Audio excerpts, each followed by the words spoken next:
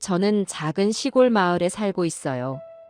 이곳은 공기 맑고 자연이 푸르러서 살아가는 것 자체가 소소한 행복이 되는 곳이에요. 이 마을에서 68년 동안 살아왔고, 이제는 제가 그 마을의 한 부분처럼 느껴질 정도예요. 아침마다 들리는 새소리와 저녁이면 멀리서 들려오는 개 짖는 소리는 이제는 제 하루의 일부 같아요. 이곳에서의 일상은 조용하고 단순하지만 그 안에서 찾을 수 있는 안정감은 무엇과도 바꿀 수 없는 보물 같아요. 제 하루는 보통 해가 뜨기 전에 시작돼요. 아침 5시가 조금 넘으면 알람이 없어도 자연스럽게 눈이 떠지죠. 잠에서 깨어난 저는 부지런히 몸을 움직여 하루를 시작합니다. 처음으로 하는 일은 부엌으로 가서 따뜻한 차를 끓이는 거예요. 차를 마시며 창밖을 보면 안개가 살짝 내려앉은 들판이 보이는데 그 풍경은 늘 저를 감탄하게 만들어요. 차를 다 마신 후에는 텃밭으로 향해요. 저의 작은 텃밭은 봄부터 가을까지 항상 바쁘답니다. 손수 키운 채소들을 보고 있으면 뿌듯함이 밀려오죠. 작년 가을에는 배추가 유난히 잘 자라서 마을 어르신들께도 나눠드렸는데 다들 좋아하셨답니다. 농사를 지으면서 손이 거칠어지고 허리가 아플 때도 있지만 이 일을 멈출 수는 없어요. 땅을 만지고 흙 냄새를 맡고 있으면 마음이 한없이 평화로워지거든요. 특히 아침 햇살이 텃밭을 가득 채울 때면 그 순간이 얼마나 소중한지 깨닫게 돼요. 이 마을에서의 제 삶은 그렇게 흘러갑니다. 때로는 고요함이 외로움으로 느껴질 때도 있지만 저는 이곳이 제게 주는 평안을 너무 사랑해요. 이제는 마을 사람들과도 가족처럼 가까워져서 서로 의지하며 살아가고 있어요. 어디를 가나 아는 얼굴들이 반갑게 인사해주는 이곳이야말로 제가 평생을 살아온 터전이자 집이랍니다. 이렇게 평화롭고 단순한 날들이 계속될 것 같았던 제 삶에 그런 일이 일어날 줄은 꿈에도 몰랐죠. 그저 매일같이 흙과 바람 속에서 보내는 나날이 앞으로도 이어질 거라고만 생각했어요. 어렸을 때부터 저희 부모님의 관계는 좋지 않았어요. 아버지는 술을 좋아하셨고 그것이 문제가 될 때가 많았죠. 거의 매일같이 술을 마시고 들어오시면 어머니와 싸우는 일이 반복됐어요. 큰 소리로 다투는 소리가 집안을 가득 채우고 때로는 물건이 부서지는 소리도 들렸습니다. 그럴 때마다 저는 어린 마음에 무서워서 방문을 닫고 이불 속에 숨었어요. 그 이불 안에서 두 귀를 막고 눈물을 흘리며 싸움이 끝나기만을 기다리곤 했죠. 어머니는 참으시는 날이 많았어요. 아버지의 화풀이가 시작되면 어머니는 조용히 고개를 숙이고 아무 말도 하지 않으셨죠. 하지만 그런 어머니도 한계가 있을 때가 있었어요. 어머니가 큰 소리로 울면서 억울함을 쏟아내실 때면 저는 방문을 열고 달려가고 싶었지만 그럴 용기가 없었어요. 어머니를 위해 뭔가 해야 한다는 생각이 들면서도 그저 가만히 있는 제 자신이 너무 작게 느껴졌어요. 밤이 되면 어머니는 부엌에서 혼자 울곤 하셨어요. 조용히 흐느끼는 소리가 작은 방까지 들렸고 그 소리는 제 가슴에 박히는 것 같았어요. 그럴 때면 저는 눈을 꼭 감고 어머니가 울음을 멈추시길 기도했어요. 어머니의 울음소리가 그치면 안도하면서도 다시 아버지가 돌아오실까 두려워 잠들지 못했죠. 동네 사람들의 시선도 저를 힘들게 했어요. 아버지가 술을 마시고 길거리에 누워 계신 날도 있었고, 그런 날이면 동네 어른들이 그 이야기를 수군거리곤 했어요. 저를 볼 때마다 동정 어린 눈빛으로 물으시는 분들이 많았죠. 너희 집 괜찮니? 그런 질문을 들을 때면 저는 아무 대답도 하지 못한 채 고개를 숙였습니다. 친구들 사이에서도 그런 이야기가 퍼질까봐 더 불안했어요. 친구들이 저한테 물어봤어요. 너희 집은 왜 그래? 그러면 저는 억지로 웃고 말았어요. 하지만 속으로는 모든 걸 들켜버린 것 같아 눈물이 나왔죠. 어머니는 저를 위해 노력하셨어요. 아버지가 무관심한 날에도 어머니는 제가 잘 자라도록 애쓰셨죠. 아침마다 밥상을 차리고 저에게 깨끗한 옷을 입혀 보내시며 항상 밝게 웃으셨죠. 하지만 저는 그 웃음 뒤에 감춰진 어머니의 슬픔을 느낄 수 있었어요. 어머니의 희생이 제 마음을 더 무겁게 했어요. 어린 제가 어머니를 위해 해줄 수 있는 것이 없다는 사실이 너무나 답답했어요. 학교에 다닐 때도 집 걱정은 머릿속을 떠나지 않았어요. 집을 떠나 있는 시간은 그나마 안정을 찾을 수 있는 순간이었지만 동시에 집에 돌아가야 한다는 생각에 하루가 불안했어요. 아버지가 술에 취해 계신 날일까? 어머니가 또 울고 계실까? 그런 걱정이 늘 제 마음을 괴롭혔습니다. 특히 명절이나 특별한 날이 되면 가족 간의 싸움은 더 심해졌어요. 친척들이 집에 오시거나 어딘가로 외출해야 할 때면 어머니와 아버지의 갈등은 더 커졌죠. 저는 집안을 정리하며 바쁘게 움직이는 어머니의 모습을 보며 슬펐어요. 가족들이 다 같이 웃으며 시간을 보내는 날은 저희 집에는 없었거든요. 모든 게 어색하고 부자연스러워 보였어요. 어머니는 저를 붙들고 종종 말씀하셨어요. 넌 괜찮아야 해. 이 집안의 일은 너가 짊어질 필요 없어. 그냥 너의 삶을 살아야 해. 하지만 저는 어머니가 그런 말씀을 하실 때마다 마음이 아팠어요. 어머니의 고통을 바라보며 어떻게 제 삶을 신경 쓰겠어요? 어머니를 위해 뭔가를 해야 한다는 책임감이 제게는 늘 무겁게 남아 있었습니다. 결국 시간이 지나며 저는 그 책임감과 죄책감 속에서 자라났어요. 어머니의 울음소리와 아버지의 고함소리는 저에게 깊은 상처로 남아 있었죠. 그 상처는 단순히 어린 시절의 아픔으로 끝나지 않았고 제 삶 전반의 어두운 그림자로 남아 있었습니다. 그리고 그 그림자는 제가 아무리 멀리 달아나려 해도 저를 따라다녔죠. 어머니는 언제나 제가 더 나은 삶을 살기를 바라셨지만 저는 늘 어머니 곁을 떠나기가 두려웠어요. 어머니를 홀로 두고 떠나는 것이 옳은 일인지 알 수 없었고 그 생각은 제 선택을 어렵게 만들었어요. 어머니가 그토록 고통을 견디며 지키려고 했던 가족이 결국 어떤 모습이어야 하는지 고민하며 성장했죠. 그 시절은 제게 지울 수 없는 상처를 남겼습니다.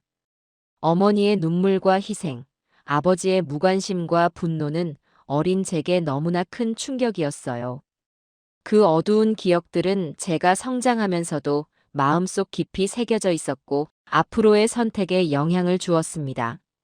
하지만 그 속에서도 저는 어머니를 위해 어떻게든 더 나은 사람이 되고자 노력했어요. 그 기억은 저를 아프게 했지만 동시에 어머니를 사랑하고 이해할 수 있게 해준 유일한 이유였으니까요. 결혼 후 저는 부모님과 멀리 떨어져 살기 시작했어요. 그것은 단순히 지리적인 거리뿐만 아니라 감정적인 거리도 포함되어 있었죠. 처음에는 새로운 가족을 꾸리고 저만의 삶을 시작하게 된 것에 설레었지만 마음 한편에는 부모님에 대한 걱정이 자리 잡고 있었습니다. 결혼 초반에는 주말마다 부모님 댁을 찾아뵈려고 노력했어요. 특히 어머니가 혼자 힘든 일을 하고 계실 거라는 생각에 발길이 더 자주 향했죠. 하지만 집에 도착할 때마다 들리는 싸움 소리는 저를 멀어지게 만들었어요. 현관문을 열기도 전에 들리는 고함 소리와 어머니의 울음소리는 여전히 변함이 없었거든요.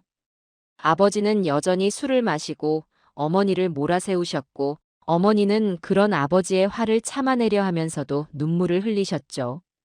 결혼을 하고 가정을 꾸렸음에도 제가 그 모습을 보면서 아무것도 할 수 없다는 사실은 저를 무기력하게 만들었어요.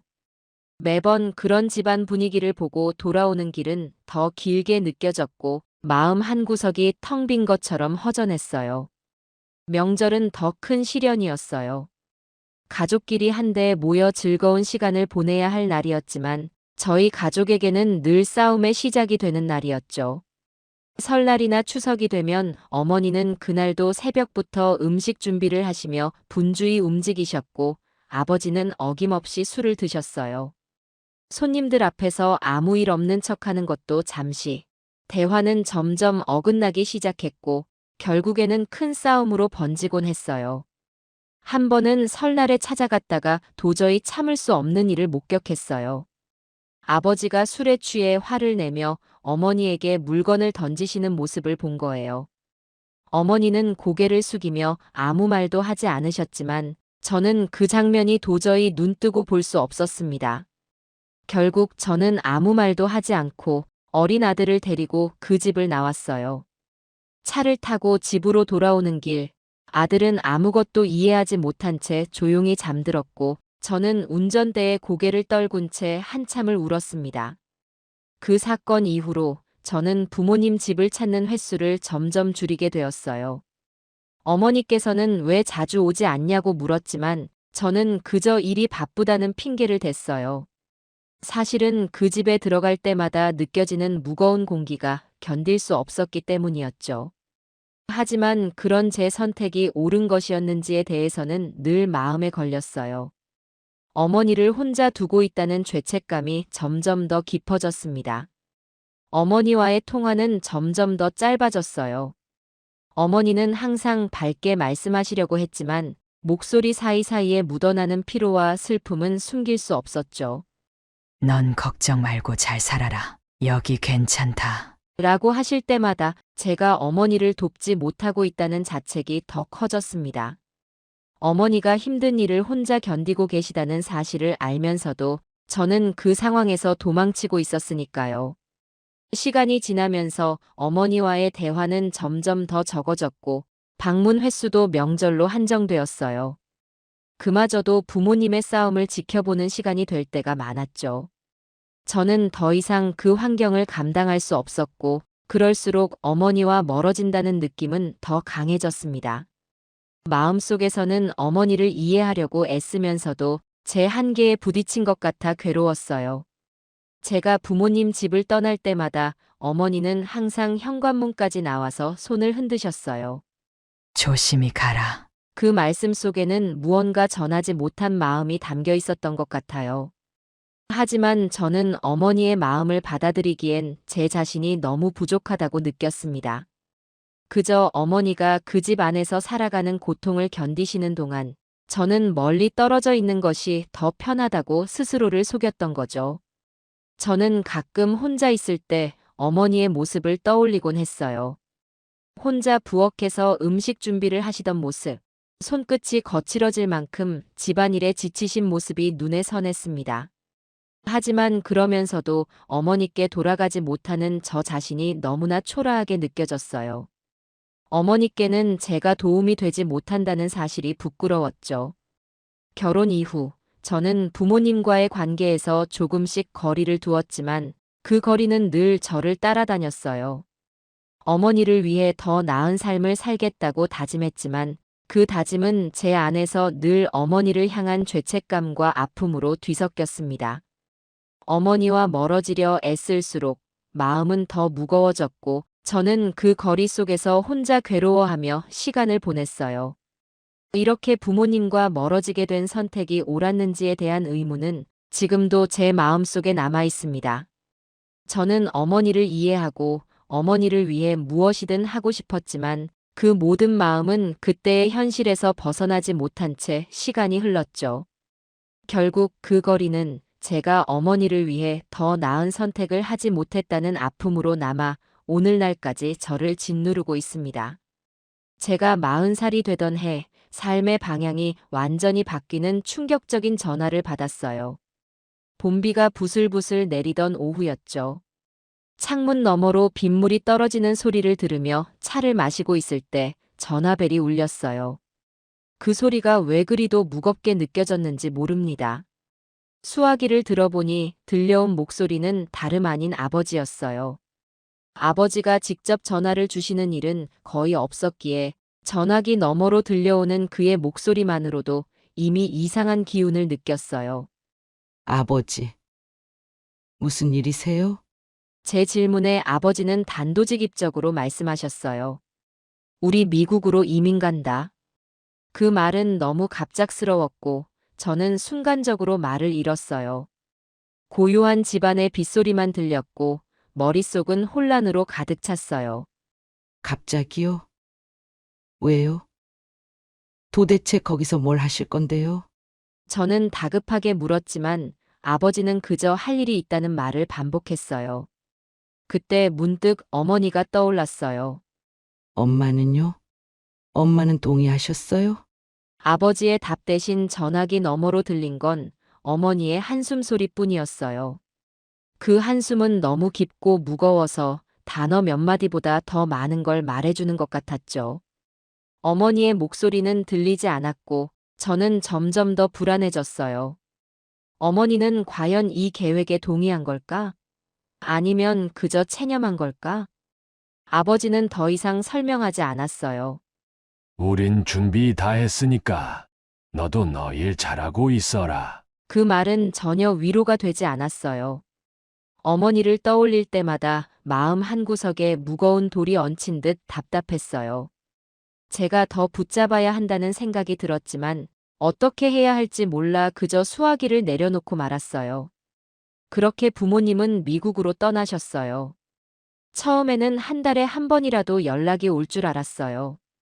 어머니께서 새로운 환경에서 잘 적응하고 계신지 확인하고 싶었으니까요. 어떤 연락도 오지 않았어요. 그런 날들이 반복되면서 저는 점점 더 불안해졌어요. 어머니는 정말 괜찮으신 걸까? 혹시 무언가 숨기고 계신 것은 아닐까? 그런 생각들이 제 머릿속을 떠나지 않았어요. 1년이 지나고 2년이 지나도 어머니의 목소리를 들을 수 없다는 사실은 제게 너무도 큰 공허함으로 다가왔어요. 특히 명절이 다가오면 어머니 생각이 더욱 간절해졌어요. 어머니와 함께 설날에 떡국을 끓이던 기억이나 추석에 송편을 빚으며 웃음 짓던 모습이 눈앞에 아른거렸어요. 하지만 어머니께서 멀리 계신다는 현실은 점점 더 무겁게 제게 다가왔어요.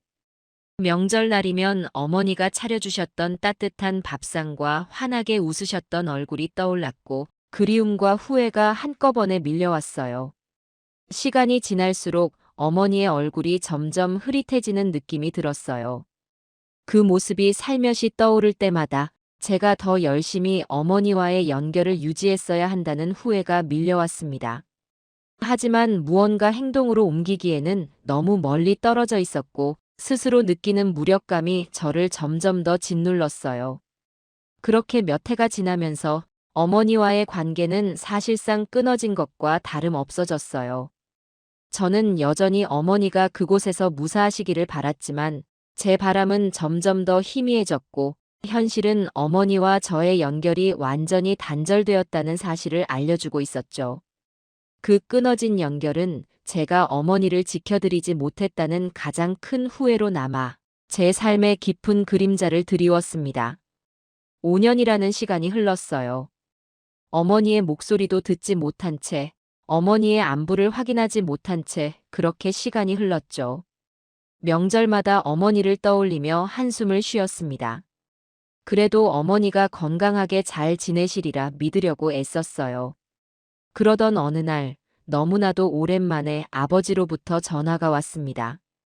평소와 다름없이 조용한 아침이었어요. 그날따라 전화벨 소리가 유난히 크게 들리는 것처럼 느껴졌어요. 수화기를 들어 아버지의 목소리를 듣는 순간 무언가 잘못되었다는 걸 직감할 수 있었어요. 네 엄마가 돌아가셨다. 아버지는 단도직입적으로 그렇게 말했습니다. 순간적으로 숨이 막혀 아무 말도 할 수 없었어요. 뭐라고요? 갑자기요? 왜요? 저는 정신없이 되물었지만 아버지는 차갑게 대답했어요. 병으로 죽었다. 장례는 끝났다. 그 한마디를 끝으로 아버지는 전화를 끊어버렸습니다. 저는 멍하니 수화기를 들고 있었어요. 전화를 끊었다는 사실조차 인지하지 못할 만큼 그 순간이 비현실적으로 느껴졌습니다. 어머니가 돌아가셨다는 소식은 너무 갑작스럽고 받아들일 수 없는 말이었어요. 어머니의 마지막 모습을 보지도 못했고 어머니께 마지막 인사도 드리지 못했다는 생각이 제 머릿속에서 떠나지 않았어요. 저는 그날 이후로 몇 달 동안 제대로 잠을 잘 수 없었습니다. 잠에 들려고 하면 어머니의 모습이 떠올랐어요. 그리고 어머니께서 어떻게 돌아가셨는지조차 모른다는 사실이 저를 더욱 괴롭혔어요. 장례는 언제 치러졌는지, 어머니의 마지막 순간이 어땠는지 아무것도 알 수 없었어요. 시간이 지나도 마음속 공허함은 조금도 채워지지 않았습니다. 어머니께서 혼자 힘든 시간을 보내셨을 것이라는 죄책감이 저를 더욱 무겁게 짓눌렀어요. 어머니의 마지막을 함께하지 못했다는 사실은 저에게 너무나 큰 상처로 남았어요. 어머니의 마지막 순간에 제가 그곳에 있었다면 어머니께서 조금은 위로를 받으셨을지도 모른다는 생각이 떠나지 않았어요.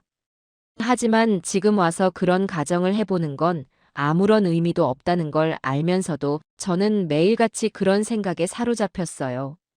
어머니의 죽음 이후 저는 혼자서 시간을 보내는 날들이 많아졌습니다. 사람들과의 대화도 줄어들었고 평소에 하던 일조차 제대로 하지 못할 만큼 마음이 무너져 있었어요. 또 한 번 어머니가 꿈에 나타나셨어요. 꿈속에서 어머니는 아무 말 없이 저를 바라보셨는데 그것조차 제게는 너무나도 큰 슬픔으로 다가왔습니다. 저는 어머니의 산소조차 알지 못한다는 사실이 가장 큰 고통이었어요. 어머니를 기억하고 기릴 방법조차 없다는 건 저를 끝없이 죄책감과 슬픔으로 몰아넣었죠. 어머니를 생각하며 매일 눈물을 흘리는 날들이 계속됐습니다. 어머니가 떠난 이후의 삶은 저에게 끝없는 상실감을 안겨주었어요. 어머니와의 마지막 인사를 나누지 못했다는 후회와 그동안 어머니를 충분히 지켜드리지 못했다는 자책감이 제 삶의 깊은 그림자로 남아 있었습니다. 그 후로 20년이 흘렀어요. 비가 부슬부슬 내리던 어느 날 갑자기 아들이 찾아왔어요. 평일 낮 시간에 아들이 오는 건 드문 일이라 조금 놀랐죠. 어머니, 이번 주말에 우리 다 같이 여행 갈까요? 애들도 할머니랑 놀고 싶어 해요. 섬 여행이라고 했어요. 배를 타고 가는 멀리 있는 섬이래요. 처음에는 고개를 저었어요. 이 나이에 무슨 여행이냐? 텃밭도 봐야 하고. 그러면서 핑계를 대고 거절했죠. 그러자 전화기 너머로 손주들의 목소리가 들려왔어요. 할머니, 제발요. 저번에 약속하셨잖아요. 맞아요. 지난번 손주들이 왔을 때 언젠가 같이 여행 가자고 약속했었죠. 그땐 그저 애들 달래느라 한 말이었는데 할머니가 오시면 제가 조개도 잡아드릴게요. 큰 손주의 목소리가 들려왔어요. 저는 불가사리 찾아드릴게요. 작은 손주도 신이 나서 외치는 게 들렸어요. 결국 저는 웃음을 터뜨리고 말았죠. 알았다. 알았어. 할머니가 갈게. 아들은 이미 펜션까지 예약해 놓았다며 들떠 있었어요. 바다가 보이는 예쁜 펜션이에요. 어머니 꼭 좋아하실 거예요. 그날 저녁 옷장을 열어보니 여행 갈 만한 옷이 마땅치 않았어요. 항상 동네 슈퍼 가는 옷들 뿐이라 조금 걱정되더라고요. 결국 장롱 깊숙이 넣어둔 오래된 꽃무늬 원피스를 꺼냈어요. 10년도 더 된 옷이지만 그래도 제일 나은 것 같았거든요. 이웃집 김 할머니께 텃밭 물 주는 걸 부탁드렸어요. 그리고 약수터에도 들러 물 한 모금을 마셨죠. 묘하게 가슴이 설렜어요. 마치 오래전 20살의 남편과 첫 여행을 떠나던 그때처럼요. 아들이 차를 몰고 왔어요. 손주들은 뒷자리에서 깡총깡총 뛰며 절 반겼죠. 며느리는 도시락을 준비해 왔더라고요. 어머니 좋아하시는 꼬막 무침도 넣었어요. 차 안에서 손주들은 계속 제잘거렸어요. 할머니, 저 엄마랑 수영복도 샀다고요.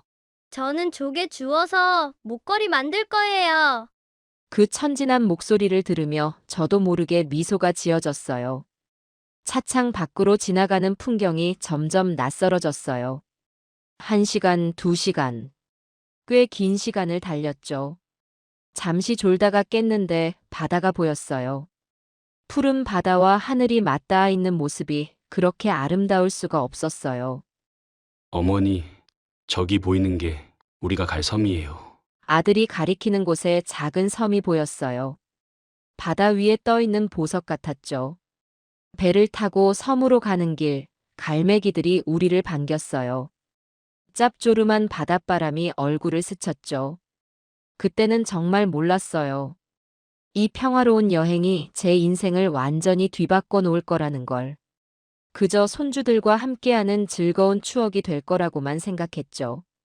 하지만 운명이란 건 참 이상한 거예요. 우리가 타고 온 배가 섬에 도착하던 그 순간, 제 인생의 가장 큰 비밀이 밝혀지려 하고 있었다는 걸 아무도 몰랐어요. 펜션에 도착한 후 짐을 풀고 방 정리를 끝냈어요. 창문을 열자 시원한 바닷바람이 불어왔죠. 손주들은 벌써 수영복으로 갈아입고 해변으로 달려가고 싶어 했지만 먼저 점심을 먹기로 했어요. 날도 좋은데 바비큐 어떠세요, 어머니? 아들의 제안에 모두가 좋다고 했죠. 아들과 며느리는 근처 마트에서 고기를 사왔고 저는 손주들과 함께 테이블을 준비했어요. 할머니, 이 의자 여기 놓으면 돼요? 응, 거기 좋아. 할머니가 상추랑 쌈장도 가져올게. 다들 즐거운 마음으로 준비를 하는데 숯이 없다는 걸 깨달았어요. 아들이 펜션 사장님께 전화를 걸었죠. 숯 좀 부탁드려도 될까요? 바비큐 하려고 하는데 잠시 후 먼 발치에서 누군가 걸어오는 게 보였어요. 처음에는 그냥 펜션 직원인가 했죠. 하지만 가까이 다가올수록 제 심장은 점점 더 빠르게 뛰기 시작했어요. 맨발로 걸어오시는 할머니의 모습이 어딘가 낯익었거든요. 까만 숯가루가 맨발에 묻어 있었지만 그분은 아무렇지도 않은 듯 천천히 걸어오셨어요. 그분의 걸음걸이, 그 특유의 약간 구부정한 자세, 머리를 묶는 스타일까지. 순간 온몸이 얼어붙는 것 같았어요. 숨을 쉴 수가 없었죠. 그분은 20년 전에 돌아가셨다던 제 어머니였으니까요. 눈을 세게 감았다가 다시 떴어요. 혹시 제가 잘못 본 건가 싶어서요. 하지만 그게 아니었어요. 분명 어머니가 맞았어요.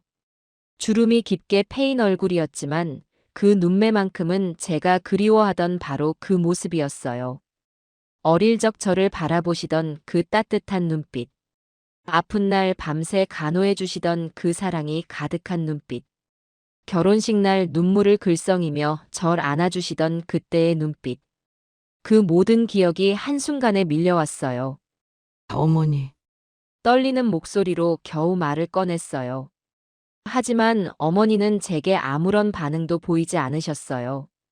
그저 숯을 내려놓으시곤 돌아서려 하셨죠. 저도 모르게 어머니의 손을 잡았어요. 거칠고 주름진 그 손이 너무나도 차가웠어요. 저예요. 제가 엄마 딸이에요. 하지만 어머니는 의아한 표정으로 절 바라보실 뿐이었어요. 죄송하지만 누구신지 모르겠네요. 그 말이 가슴을 파고들었어요. 어떻게 이럴 수가 있죠? 20년 동안 돌아가셨다고 믿었던 어머니가 여기 계시다니. 그것도 저를 알아보지 못하시다니. 손주들이 놀라서 제 곁으로 달려왔어요. 할머니, 왜 그러세요? 얼굴이 하얗게 변하셨어요. 며느리도 제 어깨를 붙잡았죠. 어머니, 괜찮으세요? 하지만 전 아무 말도 할 수 없었어요. 그저 멀어져가는 어머니의 뒷모습을 바라볼 수밖에 없었죠. 맨발로 걸어가시는 그 모습이 마치 제 가슴을 베어가는 것 같았어요. 아들이 제 옆으로 다가와 무슨 일이냐고 물었지만 저는 대답할 수가 없었어요. 그저 눈물만 흘렀죠. 20년. 그 긴 시간 동안 어머니를 그리워하며 살았는데 이렇게 만나게 될 줄은 몰랐어요. 바비큐를 위해 준비해둔 테이블과 의자들이 갑자기 흐릿하게 보였어요. 시원하게 불어오던 바닷바람도 이제는 차갑게만 느껴졌죠. 손주들의 걱정스러운 목소리가 멀리서 들리는 것 같았어요. 저는 그저 그 자리에 서서 움직일 수 없었어요. 이게 정말 현실일까요? 아니면 제가 꿈을 꾸고 있는 걸까요? 어머니를 부르며 달려갔지만 어머니는 저를 알아보지 못하셨어요. 맨발로 숯을 나르던 그분이 분명 어머니였는데 저를 바라보며 아무런 반응도 보이지 않으셨어요. 누구신지 모르겠네요. 그 말이 제 가슴을 송곳처럼 찌르는 것 같았어요. 눈앞에 계신 분이 분명 어머니라는 걸 알고 있었지만 그분의 눈빛에서는 저를 알아보려는 기색조차 찾을 수 없었죠. 이 상황이 믿기지 않았어요. 엄마. 저예요. 엄마 딸이에요. 떨리는 목소리로 외쳤지만 어머니는 고개를 갸웃거리며 어딘가 낯선 사람을 대하듯 경계의 시선을 보냈어요. 그 순간 제 안에 차오르던 슬픔과 분노가 한꺼번에 터져 나올 것 같았죠. 왜 어머니는 저를 알아보지 못하시는 걸까? 왜 어머니가 여기서 이런 모습으로 계신 걸까? 수많은 질문들이 머릿속을 휘감았어요. 그때 펜션의 문이 열리며 한 남자가 나왔어요. 무슨 일이십니까? 낯익은 목소리였지만 그 목소리가 누구의 것인지 바로 알아차리기 어려웠어요. 하지만 남자가 가까이 다가오는 순간 모든 것이 명확해졌죠. 그는 다름 아닌 제 아버지였습니다. 세월이 흘렀지만 아버지라는 걸 알아보는 데는 시간이 걸리지 않았어요. 그러나 그의 모습은 너무도 낯설었어요. 깔끔하게 다듬어진 머리와 명품으로 치장된 옷차림. 그 모습은 제가 기억하던 술에 절어 살던 아버지와는 너무나 달랐습니다. 아버지를 보는 순간 제 머릿속에는 불길한 예감이 스쳐갔어요. 아버지 왜 여기 계신 거예요? 제가 떨리는 목소리로 물었을 때 아버지의 얼굴이 순식간에 하얗게 변했어요. 그는 순간적으로 아무 말도 하지 못했고 그의 침묵은 제가 모든 것을 직감적으로 알게 만들었어요. 이 모든 상황이 계획된 거였다는 걸요. 아버지의 표정을 통해 저는 진실을 느낄 수 있었어요. 어머니가 여기 계신 것도 제가 이제야 이곳에 오게 된 것도 모든 것이 아버지의 선택과 행동으로 이루어진 것임을 깨달았죠. 어머니가 왜 여기 계세요? 왜 저에게 돌아가셨다고 속이셨습니까? 저는 억눌린 분노와 혼란스러운 마음으로 아버지에게 물었지만 그는 대답하지 않았어요. 대신 그는 어머니를 보며 저 안으로 들어가 계시죠. 여기 시끄러워질 테니까. 라고 말했어요. 그 말에 어머니는 잠자코 뒤돌아 펜션 안으로 들어가셨어요. 그 순간 저는 제 어머니가 기억을 잃으셨다는 것을 확신했어요. 제게 아무런 말도 하지 못하고 그저 아버지의 말에 순종하듯 움직이시는 모습에서 느낄 수 있었죠. 도대체 무슨 짓을 한 겁니까? 저는 더 이상 참을 수가 없었어요. 아버지에게 다가가 그의 눈을 마주보며 물었어요. 그는 여전히 아무 말도 하지 않았지만 그의 침묵 속에서 죄책감이 엿보였습니다. 펜션 직원으로 보이는 사람이 우리를 멀리서 지켜보며 서 있었습니다. 그들의 눈빛에서도 무언가를 알고 있다는 느낌이 들었어요. 분명 이 작은 섬에서 벌어진 모든 일에 대해 아는 사람들이 더 있을 거라는 생각이 들었죠. 저는 곧장 펜션 주변을 둘러보기 시작했고 그곳에서 어머니가 사용하시던 것으로 보이는 허름한 생활 도구들과 작업 도구들을 발견했어요.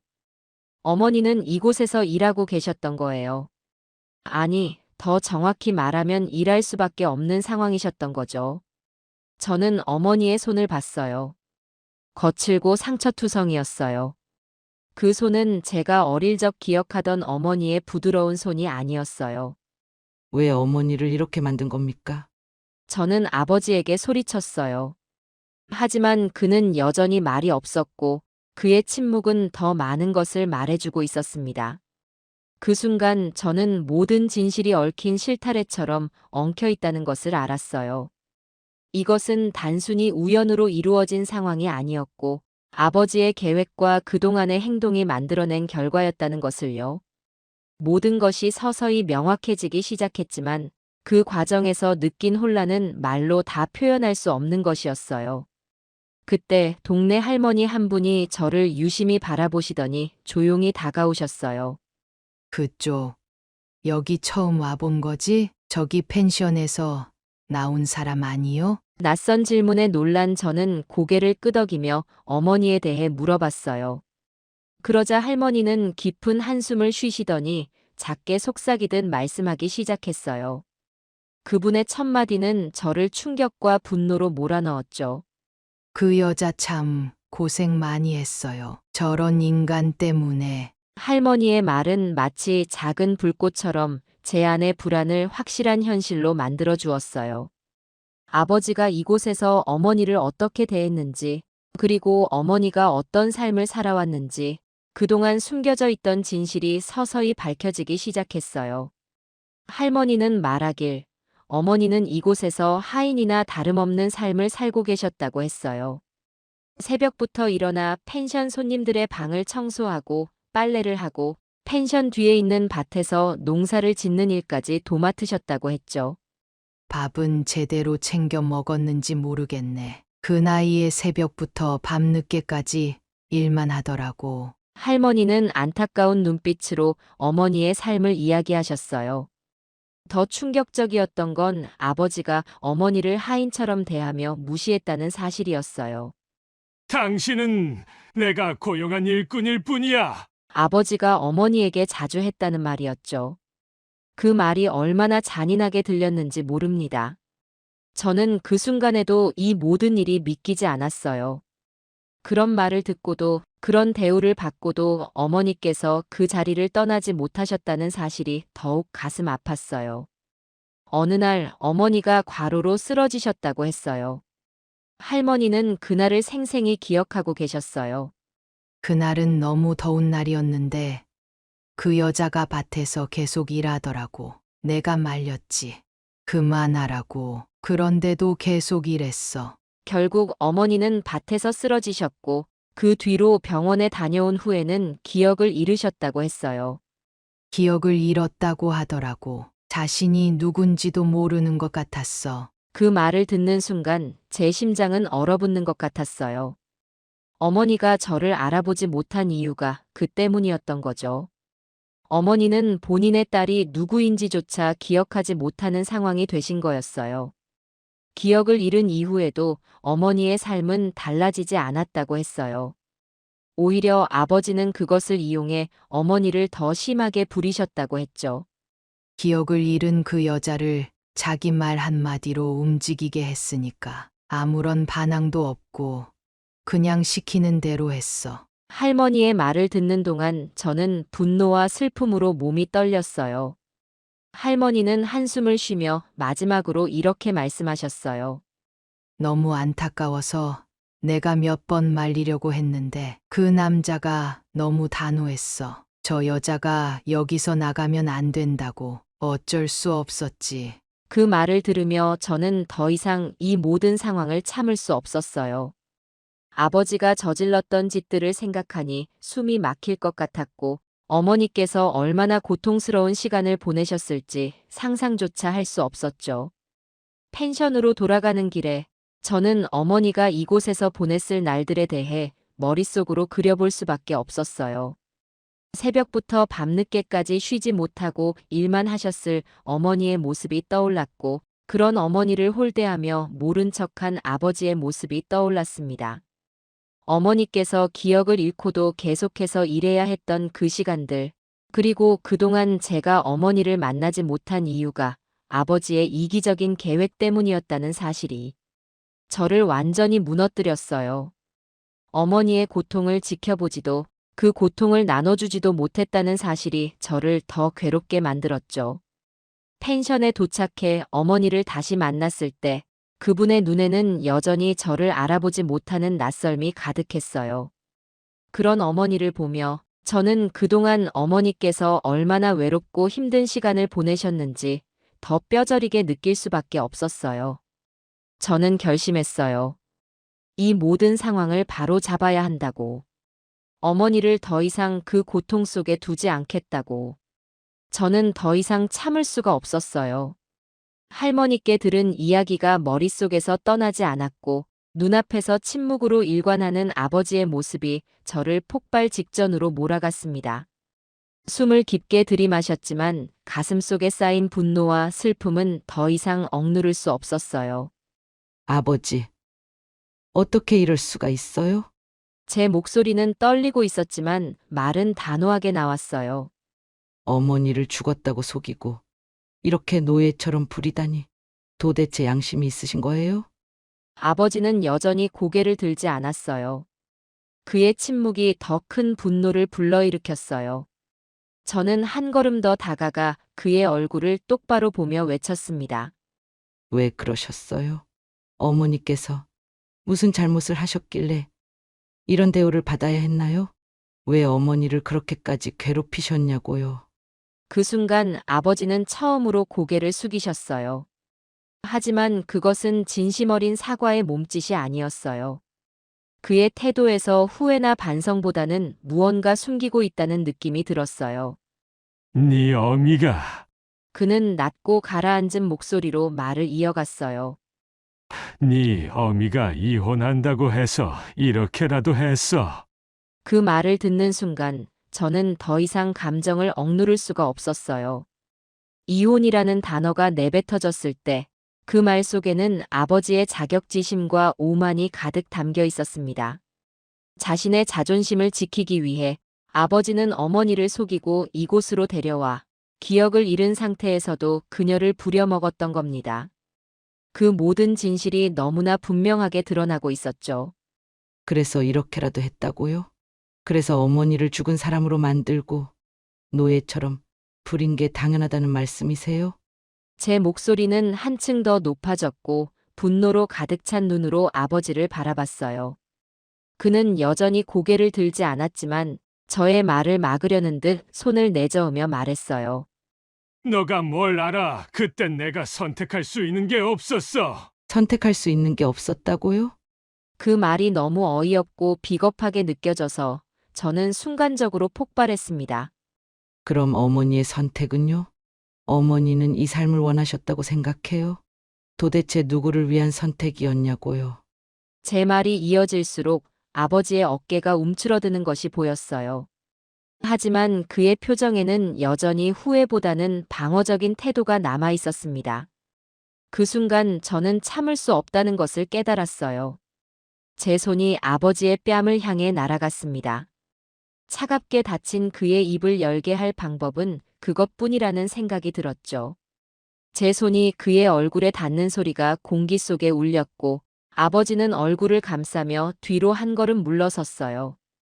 그의 표정은 당황과 분노, 그리고 약간의 두려움이 섞인 것이었죠. 아버지는 어머니께 어떤 상처를 주셨는지 모를 거예요. 저는 낮은 목소리로 말을 이어갔습니다. 아니, 알고도 외면하셨겠죠. 자신의 자존심과 이기심 때문에 어머니를 이렇게 만든 거잖아요. 그는 아무런 대답도 하지 않았습니다. 그의 침묵이 더 크게 울리는 것 같았고 그 침묵 속에서 저는 그의 무책임함과 비겁함을 더 분명히 느낄 수 있었어요. 어머니가 겪은 고통이 그리고 제가 느낀 상실감과 죄책감이 한꺼번에 밀려오면서 저는 그 자리에 서서 아버지를 더 이상 바라볼 수가 없었어요. 그 순간 저는 결심했어요.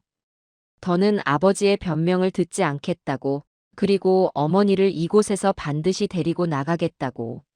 저는 어머니를 이 지옥 같은 곳에서 데리고 나갈 겁니다. 단호한 목소리로 선언하듯 말한 뒤 저는 어머니가 계신 곳으로 걸어갔습니다. 아버지는 제 뒤에서 아무 말도 하지 않았고 그의 침묵이 더 이상 저를 막을 수 없다는 것을 알았습니다. 그날 저는 어머니와 아버지 사이에 얽힌 진실을 깨달았지만 그 진실은 더 큰 분노와 슬픔만을 남겼습니다. 그리고 저는 그 감정을 동력으로 삼아 어머니를 위해 행동하기로 마음먹었어요. 아버지가 저지른 모든 행동에 대해 그는 반드시 대가를 치르게 될 거라는 결심과 함께 저는 더 이상 주저할 수 없었습니다. 아버지가 저지른 모든 일을 바로잡아야겠다고 마음먹었죠. 펜션 근처로 나와 휴대폰을 꺼내 들고 곧바로 경찰에 신고를 했습니다. 아버지의 못된 짓거리들에 대해 하나도 빠짐없이 고발했어요. 경찰의 질문에 최대한 상세하게 대답하며 어머니가 이곳에서 어떤 대우를 받았는지, 그리고 아버지가 어떤 식으로 어머니를 통제하며 이곳에 가둬두었는지 설명했습니다. 제 목소리는 떨렸지만 결단력은 한층 더 단단해졌습니다. 통화를 끝내고 돌아왔을 때 어머니는 여전히 멍한 눈빛으로 앉아 계셨습니다. 그 순간 어머니가 저를 알아보지 못하셔도 그저 곁에 있어 드리는 것이 지금 제가 할 수 있는 최선이라는 생각이 들었어요. 어머니의 손을 잡고 조용히 말했어요. 엄마, 이제 제가 여기 있어요. 더 이상 힘들지 않으셔도 돼요. 어머니는 제 말을 이해하시는 것 같지는 않았어요. 하지만 제 손을 잡고 계시는 동안 그분의 표정에는 묘한 안정감이 어렸습니다. 그 눈빛을 보며 저는 다시 한번 다짐했어요. 어머니를 더 이상 이곳에 두지 않겠다고. 어머니께서 다시는 이런 고통을 겪지 않게 하겠다고요. 조금 뒤 경찰차가 도착했습니다. 경찰은 펜션 내부를 조사하며 상황을 정리하기 시작했어요. 아버지는 경찰에게 끌려가며 저를 향해 처음으로 격분한 목소리로 외쳤습니다. 너가 뭔데 이러는 거냐? 가족 일이잖아. 이건 너가 나설 일이 아니야. 그 말을 듣는 순간 저는 단호히 대답했습니다. 아버지가 저지른 짓은 가족 일이 아니라 범죄입니다. 경찰이 아버지를 체포하는 동안 저는 어머니 곁에서 한시도 떠나지 않았습니다. 아버지가 경찰에 끌려가는 모습을 어머니께서 이해하셨는지는 모르겠지만 어머니의 손을 잡고 있는 동안 저는 그 어느 때보다도 책임감을 강하게 느꼈어요. 이제는 제가 어머니를 지켜야 한다는 생각뿐이었죠. 그때 제 아들이 다가와 어머니 앞에 무릎을 꿇고 작은 손으로 할머니의 손을 잡았습니다. 그는 울먹이며 말했어요. 할머니, 이제 우리가 모시고 살게요. 할머니 힘든 일 안 하셔도 돼요. 이제 우리랑 같이 행복하게 살아요. 어머니는 여전히 무슨 말을 들으시는지 모른다는 표정으로 아들을 바라보셨지만 그 순간 어머니의 눈가에 작게 미소가 번졌습니다. 아들의 말이 어떤 방식으로든 어머니의 마음에 닿았다는 것을 느낄 수 있었어요. 그 미소는 제가 몇 년 동안 보지 못했던 어머니의 고요하고 따뜻한 모습이었습니다. 경찰은 펜션 직원들과 주변 이웃들에게도 상황을 조사하며 아버지가 그동안 저지른 일들에 대한 증언을 모았습니다. 아버지가 얼마나 무자비하게 어머니를 대했는지, 그리고 이웃들이 그 상황을 얼마나 안타까워했는지에 대한 이야기들이 속속들이 나왔어요.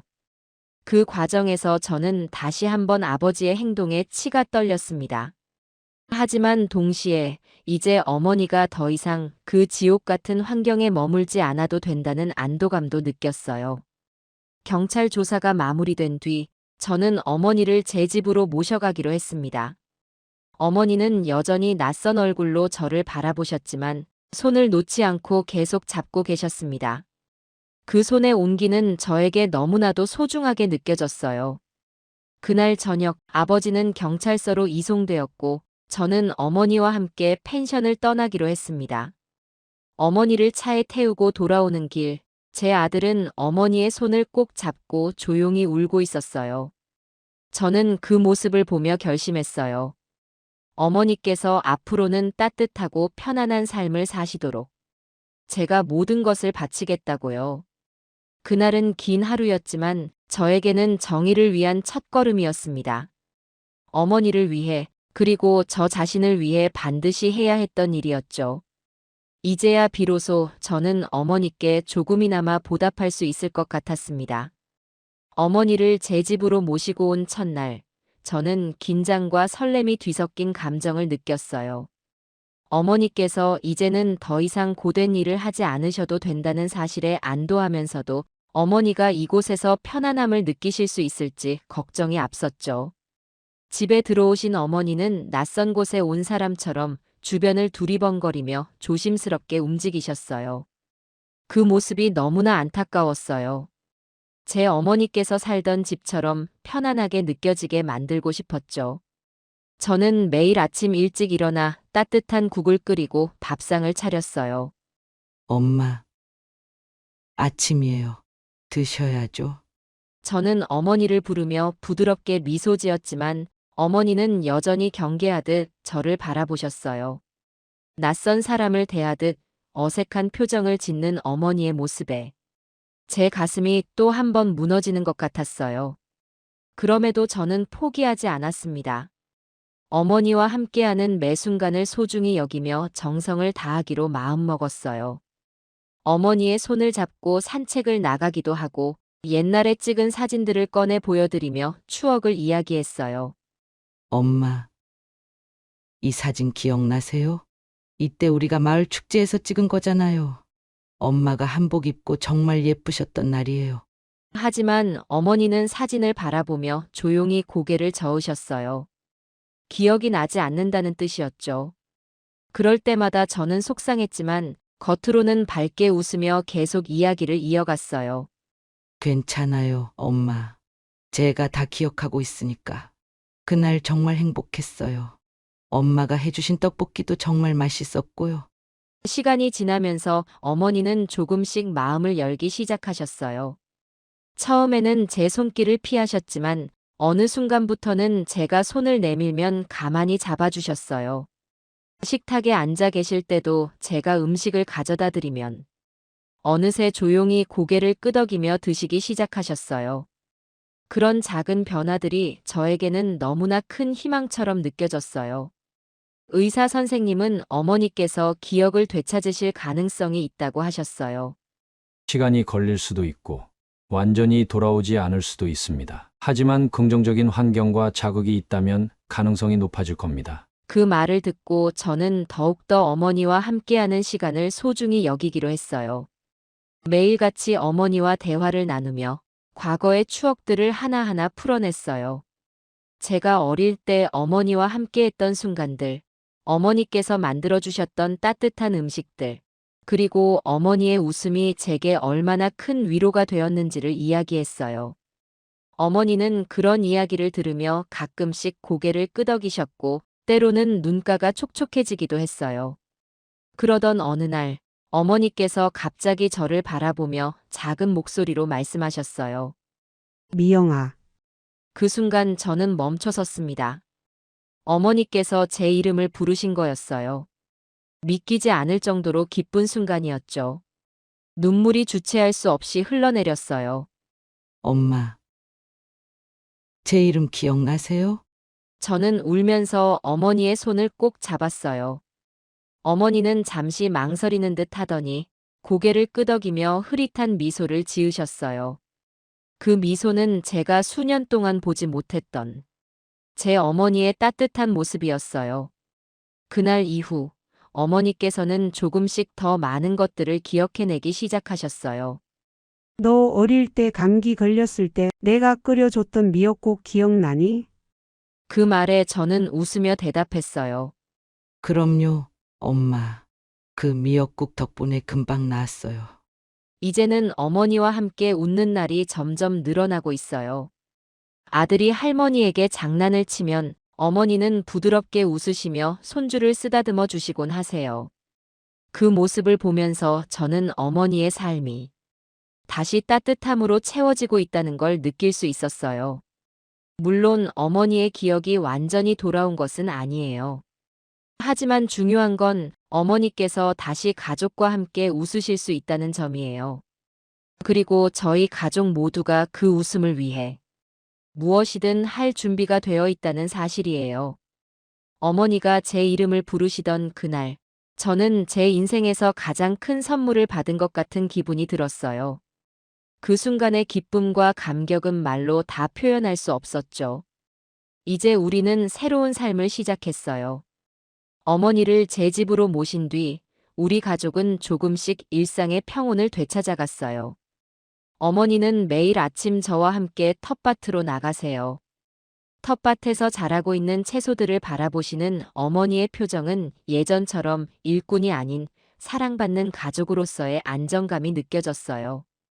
어머니는 작은 호미를 들고 흙을 만지시는 동안 말없이 미소를 짓곤 하셨어요.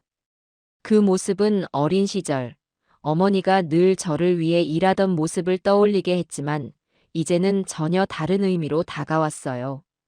어머니께서 더 이상 억지로 무언가를 하실 필요가 없는 삶, 오롯이 사랑받고 편안함을 누리는 삶이 바로 지금의 모습이니까요. 손주들은 어머니를 너무나 좋아해요. 어머니 곁에 앉아 함께 텃밭에서 흙을 만지거나 저녁이면 거실에서 그림을 그리며 시간을 보내요. 증조 할머니, 이거 보세요. 저 토끼 그렸어요. 손주가 어머니께 종이를 보여드리면 어머니는 손주를 바라보며 부드럽게 웃으시곤 하세요. 가끔은 어머니께서 손주들의 이름을 헷갈리시기도 하지만 손주들은 그럴 때마다 더욱 할머니를 안아드리며 웃음을 터뜨려요. 그 모습을 보고 있으면 제 가슴도 따뜻해져요. 아버지는 이제 더 이상 우리 가족의 삶에 존재하지 않습니다. 그는 자신의 행동에 대한 법적 책임을 지고 수감되었어요. 처음에는 그 사실이 제게 복잡한 감정을 안겨줬지만 이제는 그마저도 정리된 기분이에요. 어머니를 그렇게까지 고통스럽게 했던 사람에게 정의가 내려졌다는 사실은 어머니와 저희 가족 모두에게 작은 위안이 되었죠. 어머니의 기억은 여전히 완전히 돌아오지 않았어요. 어머니는 가끔 저를 딸이라고 부르시면서도 제 이름을 떠올리지 못하실 때가 있어요. 그럴 때면 저는 조용히 어머니의 손을 잡으며 말하곤 해요. 괜찮아요, 엄마. 그냥 딸로 불러주셔도 돼요. 그렇게 어머니가 제게 손을 잡히시고 미소를 지으실 때 그동안의 모든 아픔이 눈 녹듯 사라지는 것 같아요. 매일매일 어머니와 함께 보내는 시간은 새로운 추억을 만들어가는 과정이기도 해요. 아침에 텃밭에서 채소를 수확하고 점심에는 손주들과 함께 간단한 음식을 만들어 먹어요.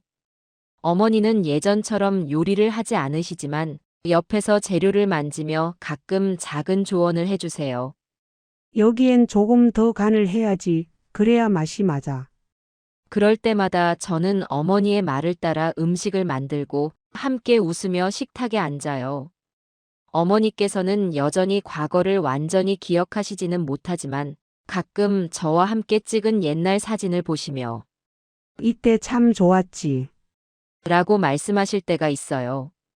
그럴 때마다 저는 어머니께 추억을 더 들려드리며 그날의 이야기를 풀어놓아요. 어머니는 그 이야기를 들으시며 조용히 고개를 끄덕이세요. 그런 순간들은 저에게 또 다른 행복으로 다가옵니다. 우리 가족은 이제야 진정한 행복을 찾아가고 있어요. 어머니는 더 이상 고된 노동에 시달리지 않으시고 사랑하는 가족들과 함께 평화로운 시간을 보내고 계세요. 손주들은 어머니 곁에서 웃음을 잃지 않고 저 역시 어머니를 돌보며 매일 새로운 희망을 품고 있어요. 예전에는 어머니의 삶이 상처와 고통으로 점철되어 있었다면 지금은 그 상처가 조금씩 치유되고 있는 시간이 되어가고 있어요. 우리 가족 모두가 어머니께서 편안함과 행복을 느끼실 수 있도록 매 순간을 함께하고 있습니다. 저는 이제 더 이상 슬프지 않아요. 어머니와 함께하는 이 순간들이 얼마나 소중한지 아니까요. 어머니의 손끝에서 느껴지는 온기는 겨울 끝자락에 피어나는 첫 꽃봉 오리처럼 부드럽고 따뜻해요. 어머니의 미소는 저무는 해가 붉게 물들인 하늘처럼 마음을 물들여요. 손주들과 함께 웃으실 때마다 그 웃음은 마치 봄바람처럼 집 안을 가득 채우고 그 바람 속에서 우리는 사랑이라는 이름의 나무를 키워가고 있어요. 어머니와의 하루하루는 낡은 사진첩에 새로운 추억을 채워 넣는 것처럼 소중하고 귀해요. 어머니의 눈빛은 오래된 별빛처럼 고요하지만 여전히 빛을 잃지 않았어요. 그 빛이 우리 삶을 비추어 줄 때 아픔은 서서히 옅어지고 희망이 새로이 피어나요. 어머니의 한 걸음 한 걸음은 마치 잔잔한 호수에 퍼지는 물결 같아 우리의 마음속에 사랑이라는 울림을 남겨요. 시간이 흐를수록 그 물결은 더 깊이 스며들어 우리 모두의 삶을 풍요롭게 만들죠. 어머니의 손길은 바람결에 스치는 나뭇잎처럼 가볍지만 그 속엔 세월이 담긴 깊은 이야기가 깃들어 있어요. 그렇게 어머니와 함께하는 우리의 삶은 다시 시작된 계절처럼 아름답게 흘러가고 있습니다. 저는 75의 이순자입니다. 제 인생이 완전히 뒤바뀐 이야기를 들려드리고 싶습니다. 40년이란 세월 동안 저는 시장에서 떡집을 하며 하루하루를 버텨왔어요. 아침 4시면 일어나 시장으로 향했고 밤 10시가 되어서야 집으로 돌아올 수 있었습니다. 떡을 치는 일이 얼마나 고된 줄 아시나요? 쌀을 불리고 시루에 찌고 떡매로 치고 반죽을 하고 다시 치고를 반복하다 보면 어느새 하루가 다 갔습니다. 명절 때는 이틀 3일을 뜬 눈으로 지새우기도 했지요. 그래도 단 한 번도 힘들다고 생각하지 않았어요. 순자 씨 떡은 항상 맛있어. 제 떡을 사가시는 손님들이 이런 말을 하실 때면 그게 그날의 피로를 다 씻어주었으니까요. 남편은 건설 현장에서 일했습니다. 한겨울에도 한여름에도 현장을 지켰지요. 우리 부부는 서로를 바라보며 웃을 시간조차 없이 살았어요. 그저 아이들 뒷바라지하는 것이 우리의 낙이었지요. 큰아들은 고등학교 때부터 공부를 잘했습니다. 밤늦게까지 공부하는 아들 방에 불이 켜져 있으면 저는 몰래 문고리에 찹쌀떡을 걸어두곤 했어요. 그 아들이 이제는 대기업 과장이 되었습니다. 작은 아들은 공부보다는 운동을 좋아했지만 결국 노력 끝에 공무원이 되었지요. 막내딸은 어릴 때부터 약사가 되고 싶다며 꿈을 키웠는데 정말 그 꿈을 이뤘어요. 세 자녀 모두 좋은 배우자를 만나 결혼도 했고 저마다 아이도 낳아 기르고 있습니다. 남편과 저는 자식들 뒷바라지하느라 한 푼도 못 모으고 전세로 살았어요. 떡집 하던 가게도 월세였지만 그래도 괜찮았어요. 자식들이 잘 되는 걸 보는 것만으로도 우리는 행복했으니까요. 전세금 5천만 원으로 20년을 한 집에서 살았어요. 주인이 전세금을 올려달라고 해도 울며 겨자 먹기로 은행에서 대출을 받아 해결했지요. 식구들 끼니를 챙기고 나면 저축은 생각조차 할 수 없었습니다. 그래도 매일 아침 시장에 나가면서 오늘도 열심히 살아야지 하고 다짐했어요. 그러던 어느 날 남편이 갑자기 뇌졸중으로 쓰러졌습니다. 건설 현장에서 일하다가 그냥 푹 고꾸라졌다고 합니다. 병원에 실려왔을 때 남편은 이미 의식이 없었어요. 중환자실에서 산소 호흡기를 달고 있는 남편을 보는 순간 제 다리에 힘이 풀렸습니다. 의사는 심각하다고 했어요. 수술을 해야 하는데 수술비가 2천만 원이 넘는다고 했어요. 저는 그 자리에서 무릎을 꿇고 말았습니다. 은행 대출도 이미 한도가 꽉 차 있었고 가게 보증금은 겨우 500만 원이 전부였습니다.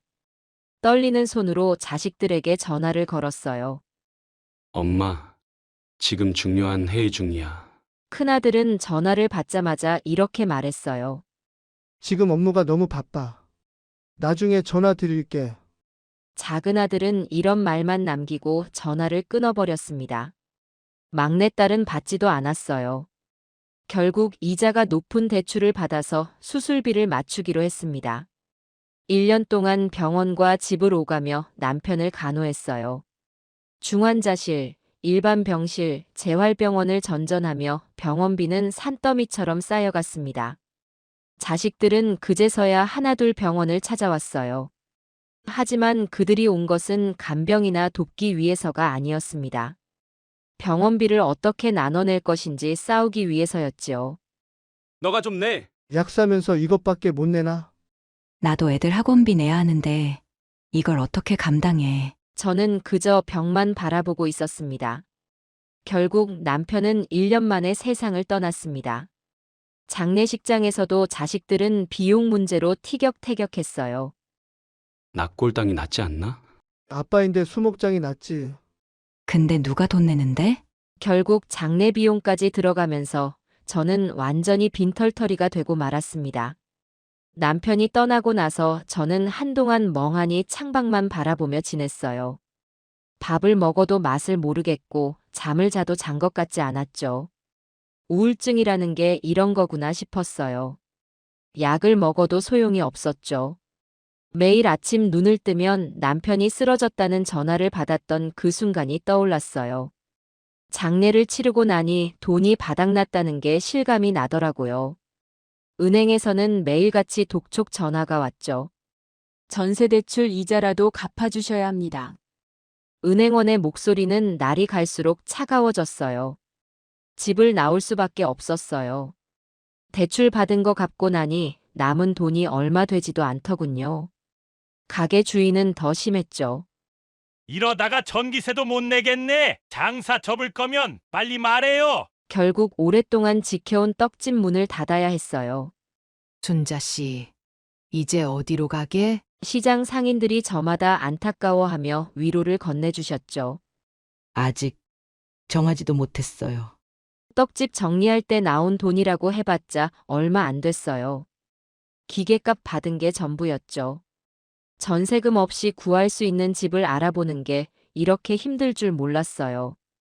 부동산을 20군데도 더 돌았을 거예요.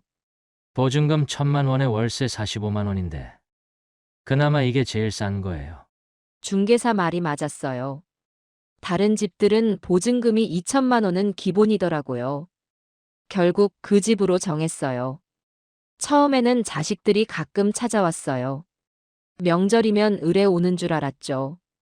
엄마, 이번엔 좀 바빠서. 전화로 대충 둘러대는 말투가 점점 귀에 거슬리더라고요. 설날에도 추석에도 빈 방에서 혼자 밥을 먹었어요. 텔레비전에서는 가족들이 모여 세배하고 떡국 먹는 장면이 나왔죠. 저도 예전엔 저렇게 행복했던 것 같은데. 그러다 어느 날이었어요. 갑자기 자식들이 다 함께 찾아왔어요. 수상하다 싶었죠. 셋이서 머리를 맞대고 뭔가를 모의한 것 같은 느낌이 들었어요. 엄마, 이제 그만 정신 차려. 무슨 소리야? 요양원 얘기하러 왔어. 이제 혼자 사시는 것도 말이 안 되고. 언제까지 이러고 있을 순 없잖아. 엄마, 우리가 알아본 요양원이 있는데. 난 싫어. 난 여기가 좋아. 지금 뭐 하는 거야? 우리가 이렇게 와서 말하는데. 주먹으로 탁자를 내리치더라고요. 커피잔이 덜그럭 소리를 냈어요. 이제 우리도 한계야. 더 이상 못 참아. 엄마가 이렇게 고집 부리시면 우리 사이도 안 좋아져. 제발 좀. 나도 이제 둘째 생기는데 엄마까지 신경 쓸 여력이 없어. 우리 신랑이 엄마 얘기만 나오면 짜증내. 살다 이런 장모님은 처음이래. 요양원비가 한 달에 150만 원이래. 큰아들이 명세서를 꺼내더라고요. 셋이 나누면 한 명당 50만 원이면 돼. 이게 엄마한테도 좋은. 그만해. 그딴 데 안 가. 이게 무슨 태도야? 우리가 이러니까 효도를 못하지. 이제 우리도 책임 못 져. 요양원 안 가시면 앞으로 용돈도 없어. 엄마 이러다 진짜 우리 얼굴 못 봐. 다신 연락도 하지 마. 막내딸은 제 눈도 안 보고 말하더라고요. 자식들은 1시간도 채 머물지 않고 가버렸어요. 현관문이 쾅 하고 닫혔죠. 그 소리가 아직도 귓가에 울려요. 그날 밤 베개를 끌어안고 한참을 울었어요. 내일도 모레도 울 것 같았죠. 문득 25살의 시장에 처음 자리 잡았을 때가 떠올랐어요. 그때는 이런 날이 올 줄 몰랐죠. 새벽부터 밤까지 떡방아 소리를 내며 살았던 세월이 주마등처럼 스쳐 지나갔어요. 자식들 학비 대느라 한 번도 가보지 못한 제주도. 남편 병원비로 다 써버린 전세금. 그리고 지금 월세 45만 원짜리 반지하 단칸방. 이게 내 인생의 전부란 말인가. 창밖으로 달빛이 희미하게 비치고 있었어요. 달빛 아래 우두커니 서서 앞으로 뭘 어떻게 해야 할지 한참을 생각했죠. 그렇게 2달을 버텼어요. 통장 잔고가 0원이 되던 날 결국 폐지를 줍기 시작했죠. 처음엔 창피해서 밤에만 돌아다녔어요. 그러다 다른 폐지 줍는 할머니들을 만났죠. 여긴 우리 구역이야. 저쪽으로 가. 나보다 더 연세가 있으신 분들이 대부분이더라고요. 새벽 4시면 일어나요. 깜깜한 창밖을 보며 한숨만 나왔죠. 녹슨 리어카를 끌고 동네를 돌기 시작했죠. 처음엔 어디에 폐지가 있는지도 몰랐어요. 길거리에 버려진 상자들을 무작정 주워 담았죠. 비가 온 날엔 젖은 박스를 말리느라 방 안이 엉망이 됐어요. 아주머니, 여기 박스 가져가세요. 동네 마트 주인이 건네주는 박스가 얼마나 반갑던지. 하지만 마트 앞에서도 순서가 있더라고요. 새벽부터 기다리는 할머니들이 계시니까요. 폐지를 주우러 다니다 보면 이것저것 보여요. 누가 버린 밥상도 있고 의자도 있고. 한 번은 멀쩡한 화장대도 있었죠. 우리 막내딸 시집 갈 때 사준 화장대랑 비슷하게 생겼더라고요. 길에서 마주치는 사람들의 시선이 처음엔 너무 아팠어요. 저 할머니 폐품 줍는데. 지나가는 학생들이 수군거리는 소리가 들렸죠. 하루 종일 고생해도 5천 원이 잘 안 나와요. 무거운 리어카를 끌고 고물상까지 가면 허리가 부서질 것 같죠. 할머니, 오늘은 폐지값이 떨어졌어요. 고물상 아저씨가 그렇게 말할 때마다 가슴이 덜컥 내려앉았어요. 지하철역 앞에서 다른 할머니들과 이야기를 나누게 됐어요.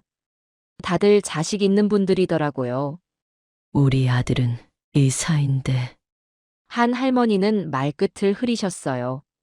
딸이 셋인데 다들 시집 가고 나니. 또 한 분은 한숨만 쉬셨죠. 우리끼리 모이면 자식 얘기만 하다가 헤어져요. 추석이 다가왔어요. 길거리에 송편 파는 냄새가 가득했죠. 떡집 하던 때가 생각나서 더 마음이 아팠어요. 문자라도 보내볼까 하고 큰아들 번호를 눌렀죠. 아들, 엄마야. 추석 잘 보내라. 답장은 오지 않았어요. 작은 아들한테도 보냈어요. 건강해라. 이것도 익십. 막내딸한테는 좀 더 길게 써봤어요. 날씨가 쌀쌀해지니 감기 조심하고. 역시 답이 없었죠. 명절날 아침 시장 근처를 지나가는데 떡집에서 송편 냄새가 났어요. 울컥해서 그냥 지나치려는데 떡집 주인이 부르더라고요.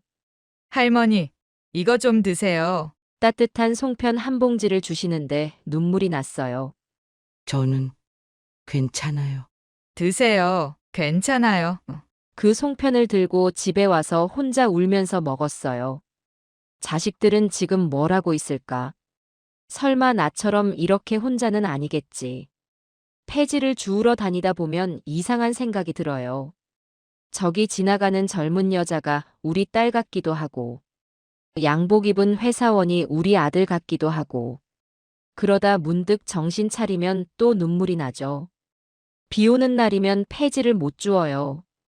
방구석에 쪼그리고 앉아 창밖만 바라보다가 지갑을 뒤적여봐도 1,000원짜리 한 장 없을 때 그래도 자식들한테 전화할 수는 없었어요. 이제는 자존심이라는 게 생겼나 봐요. 1년이 그렇게 지나갔어요. 봄, 여름, 가을, 겨울. 계절이 바뀔 때마다 자식들 생각이 났죠. 큰아들 생일에는 문자도 보내지 못했어요. 작은아들 아이가 초등학교에 입학했다는 소식은 이웃에게 들었고요. 막내딸이 둘째를 가졌다는 것도 동네 마트 주인한테 들었어요. 그렇게 저는 점점 자식들의 삶에서 멀어져 갔죠. 그러던 어느 초여름 날이었어요. 늘 그랬듯 새벽부터 폐지를 주우러 나갔죠. 이른 새벽이라 거리는 쥐 죽은 듯 조용했어요. 멀리서 청소차 돌아가는 소리만 희미하게 들렸죠. 번화가 쪽으로 발걸음을 옮겼어요.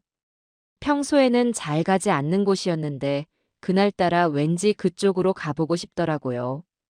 큰 길가에 가로등 불빛이 희미하게 켜져 있었어요. 간간히 택시 한두 대가 쌩하고 지나갔죠. 술에 취한 젊은이들이 비틀거리며 지나가는 모습도 보였어요. 어머, 저기 할머니. 취한 젊은 여자가 절 가리키며 친구에게 속삭이는 소리가 들렸어요. 고개를 푹 숙이고 카트만 끌었죠. 새벽이면 이런 시선들을 많이 받아요. 어떤 날은 취한 사람들이 돈을 쥐어주려고 할 때도 있었죠. 그럴 때마다 얼마나 자존심이 상하던지. 이른 새벽부터 폐지를 줍는 할머니가 안쓰러웠나 봐요. 하지만 전 그런 동정이 싫었어요.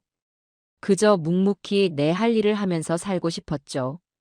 습한 공기가 온몸을 감쌌어요. 장마철이 다가오나 봐요.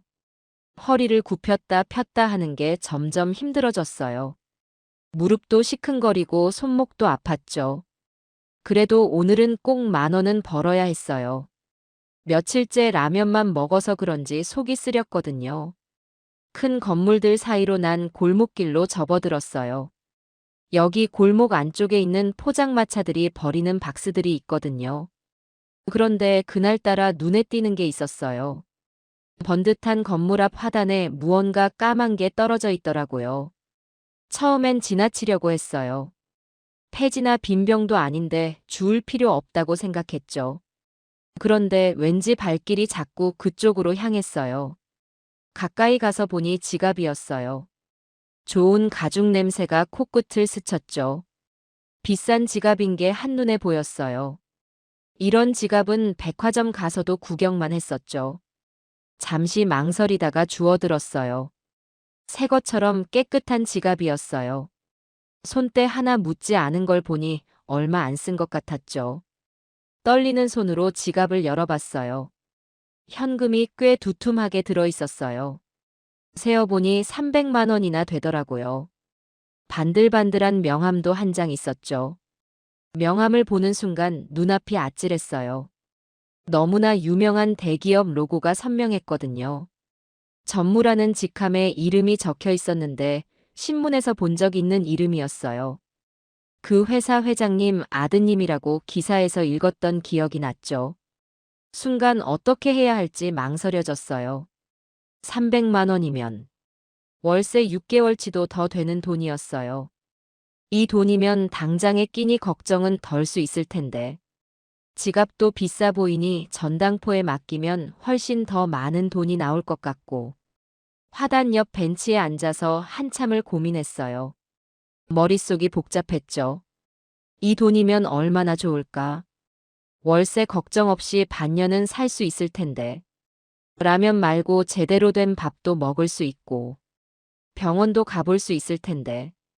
하지만 이내 고개를 저었어요. 평생을 정직하게 살아왔는데 이제 와서 남의 것을 가질 순 없었죠. 돈이 아무리 많이 들어있어도 내 돈이 아니면 소용없는 거예요. 그래도 한 번 더 지갑을 들여다봤어요. 혹시 주인의 다른 연락처 같은 게 더 있나 싶어서요. 신용카드가 여러 장 있었고 운전면허증도 보였어요. 사진 속 젊은 남자가 밝게 웃고 있더라고요. 저 사람도 지금쯤 이 지갑을 찾느라 안달이 났겠죠. 이렇게 많은 돈을 잃어버렸으니. 그래요, 돌려줘야 해요. 마음을 다잡고 일어섰어요. 카트는 잠시 골목 안쪽에 숨겨두었어요. 이대로 회사로 가볼 생각이었거든요. 하늘이 점점 밝아오고 있었어요. 아침이 되면 회사에 사람들이 출근하겠죠. 그때 가서 지갑을 돌려주면 될 것 같았어요. 그런데 문득 제 모습이 걱정됐어요. 폐지를 줍느라 먼지 묻은 옷차림이었거든요. 손도 더러웠고 머리도 헝클어져 있었죠. 큰 회사 로비에 이런 모습으로 들어갈 수는 없을 것 같았어요. 근처 공원 화장실에 가서 최대한 옷도 털고 머리도 단정히 했어요. 손도 깨끗이 씻었죠. 비록 낡은 옷이지만 그래도 깔끔하게는 보여야 할 것 같았거든요. 이제 회사로 가면 되는데. 갑자기 불안한 생각이 들었어요. 혹시 경비원이 저를 의심하면 어쩌지? 지갑을 주웠다고 해도 안 믿으면 어떡하지? 도둑으로 오해하면 어쩌나? 그래도 가야 했어요. 이게 옳은 일이니까요. 아침 일찍 회사 앞에 도착했어요. 높은 빌딩이 햇살을 반사해서 눈이 부셨죠. 사람들이 하나 둘 출근하기 시작했어요. 다들 까만 정장을 입고 서류 가방을 들고 있더라고요. 제 모습이 너무 초라해 보여서 걱정이 됐어요. 현관 앞 의자에 앉아 기다렸어요. 아침 일찍부터 나와서 기다렸는데 점심시간이 다 되어가고 있었어요. 정장 입은 직장인들이 수십 명씩 지나다녔죠. 그때마다 고개를 숙였어요. 초라한 모습을 보이기 싫었거든요. 몇몇 사람들은 절 이상한 눈으로 쳐다보더라고요. 여기서 뭐 하시는 거예요? 경비원이 다가와서 물었어요. 저 전무님을 뵈어야 하는데. 떨리는 목소리로 말씀드렸어요. 지갑 주인 이름을 말씀드렸더니 놀란 표정을 짓더라고요. 그러더니 어디론가 전화를 하느라 바빴죠. 할머니 잠시만 기다리세요. 경비원의 목소리가 한결 부드러워졌어요. 한참을 더 기다렸어요. 옆자리에 앉았던 젊은 여직원이 절 힐끔힐끔 쳐다보더라고요. 민망했지만 꾹 참고 기다렸죠. 잠시 후 키가 큰 젊은 남자가 밖으로 나왔어요. 명함 속 사진의 그 사람이었죠. 전무님, 저 이거. 떨리는 손으로 지갑을 내밀었어요. 제가 어젯밤에 잃어버린 지갑인데 그가 지갑을 받아들며 놀란 목소리로 말했어요. 할머니께서 이 지갑을 주우신 거예요? 그러더니 제 손을 꼭 잡으시는 거예요. 따뜻한 손이었어요. 우리 할머니와 참 닮으셨네요. 그의 눈에 눈물이 고이는 게 보였어요.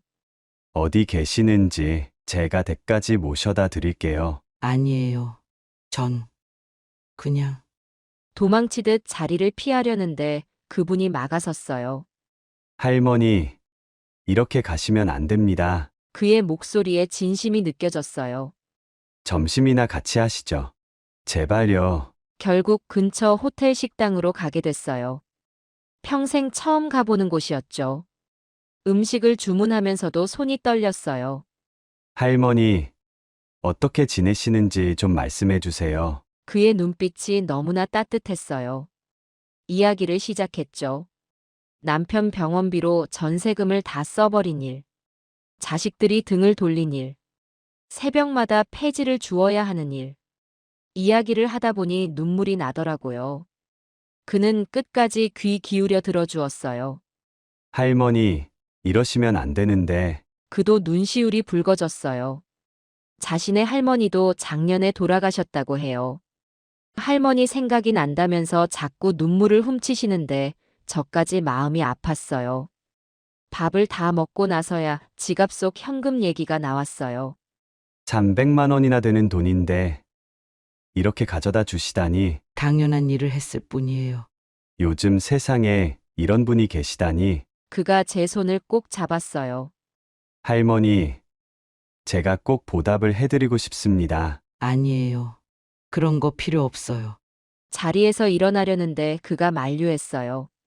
제 어머니도 돌아가시고 할머니도 돌아가셨는데 할머니를 뵈니까 마음이 참 따뜻해집니다. 그의 눈빛이 진심으로 보였어요. 우리 회사에서 일해주시면 안 될까요? 그 말에 저는 깜짝 놀랐어요. 제가 뭘 할 수 있겠어요. 충분히 하실 수 있을 겁니다. 그는 제게 회사 구내식당에서 일해보지 않겠냐고 조심스레 제안했습니다. 처음에는 단순한 배려라고 생각했어요. 그저 불쌍한 할머니를 돕기 위한 호의라고 여겼지요. 하지만 그의 눈빛에는 진심이 담겨 있었습니다. 할머니, 그냥 이곳에서 따뜻한 밥이라도 드시면서 사람들과 어울리시면 좋겠어요. 일은 힘든 게 아니에요. 그저 여기 계시는 것만으로도 직원들에게 큰 힘이 될 겁니다. 그의 말에 마음이 흔들렸습니다. 사실 저는 너무 오랜 시간 외롭게 살아왔어요. 남편이 떠난 뒤, 자식들이 등을 돌린 뒤, 그리고 폐지를 줍는 동안 단 한 번도 누구와 깊이 이야기를 나눠본 적이 없었으니까요. 그렇게 저는 구내식당에서 일을 시작하게 되었습니다. 처음엔 단순한 일부터 맡았어요. 채소를 다듬고 반찬을 나르고 식판을 정리하는 정도였죠. 새벽마다 폐지를 주우러 다니던 제 몸에는 차라리 익숙한 노동이었습니다. 하지만 이곳에서는 달랐어요. 누군가 따뜻하게 말을 건네주었고 고생한다며 등을 토닥여 주었어요. 할머니, 오늘 좀 피곤해 보여요. 괜찮으세요? 할머니, 이 반찬 좀 드셔보세요. 오늘따라 맛있게 됐어요. 식당 직원들은 저를 친절하게 대했고 무엇보다 구내식당을 이용하는 젊은 직원들이 저를 친할머니처럼 따르기 시작했습니다. 처음에는 다들 어색해했어요. 하지만 몇 번 말을 주고받다 보니 자연스레 친해졌습니다. 어떤 직원들은 퇴근길에 일부러 제게 와서 고민을 털어놓기도 했어요. 할머니, 저 요즘 회사 생활이 너무 힘들어요. 상사한테 혼나고 어떻게 해야 할까요? 우리 집에는 할머니가 안 계세요. 그런데 할머니랑 이야기하면 마음이 편안해져요. 그런 말들을 들을 때마다 가슴이 따뜻해졌습니다. 저는 그들에게 제가 살아온 이야기를 해주었어요. 어떤 일이든 버티고 나면 좋은 날이 온단다. 나는 떡을 만들며 40년을 살았어. 때론 너무 힘들어서 울기도 했지만 그 덕분에 우리 아이들이 잘 컸지. 인생은 그런 거란다. 젊은 직원들은 고개를 끄덕이며 제 이야기에 귀를 기울였습니다. 저는 폐지를 줍던 지난날보다 훨씬 더 살아있는 기분이 들었어요. 시간이 지나면서 저는 점점 식당의 중요한 존재가 되어갔습니다. 직원들은 출근하자마자 저를 먼저 찾았고 식사 시간이 되면 제 옆에 앉아 밥을 먹으며 이런저런 이야기를 나눴습니다. 명절이 다가오면 작은 선물을 건네주는 직원들도 있었습니다. 할머니, 따뜻한 목도리 하나 사왔어요. 겨울에 쓰세요. 이건 제가 좋아하는 차인데 할머니도 좋아하실 것 같아서요. 이런 따뜻한 마음을 받을 때마다 저는 가슴이 벅차올랐어요. 오랫동안 버림받았다고만 생각했는데 이렇게 누군가의 마음속에 자리 잡을 수도 있구나 싶었죠. 그러던 어느 날 전무님이 다시 저를 찾아왔습니다.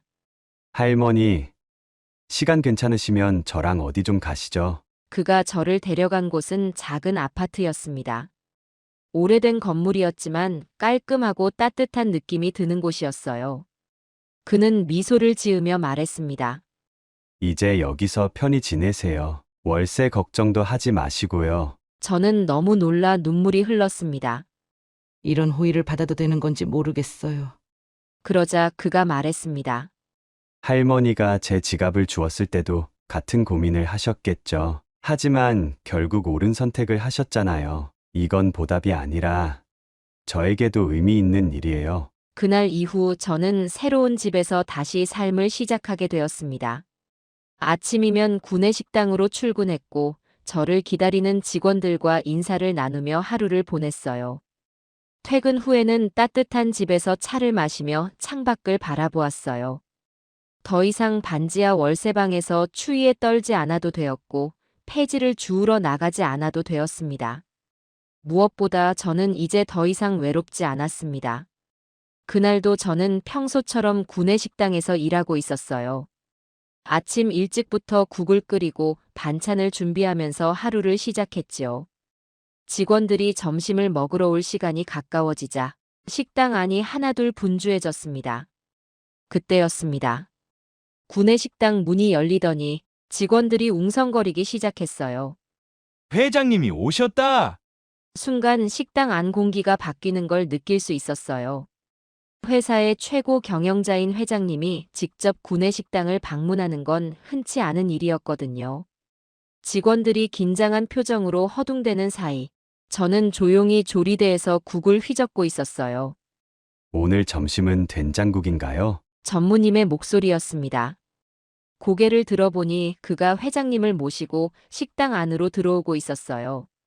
직원들은 더 긴장한 듯 식사를 하던 손을 멈추고 두 사람을 바라봤습니다.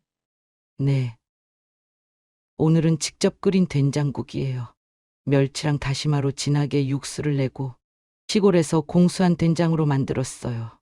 회장님은 조용히 식판을 들고 줄을 서셨습니다. 저는 된장국을 한 국자 퍼서 식판 위에 올려드렸어요.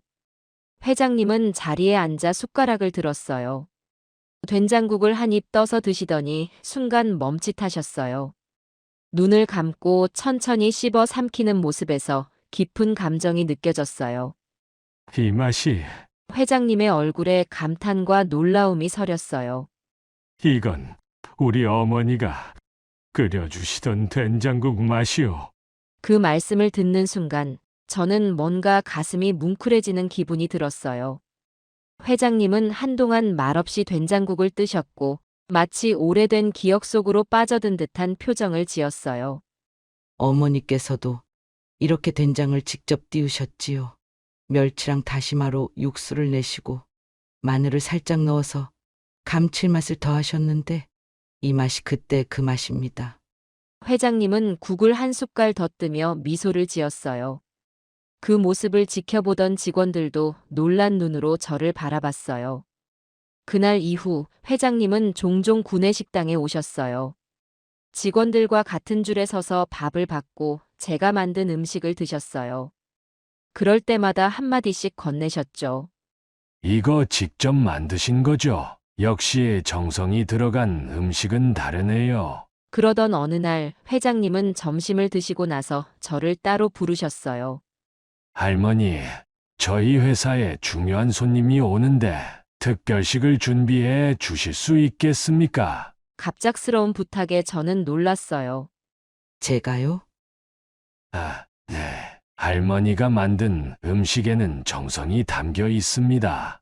저희 회사의 자랑이 될 거예요. 그렇게 저는 회장님의 요청을 받아들이게 됐어요.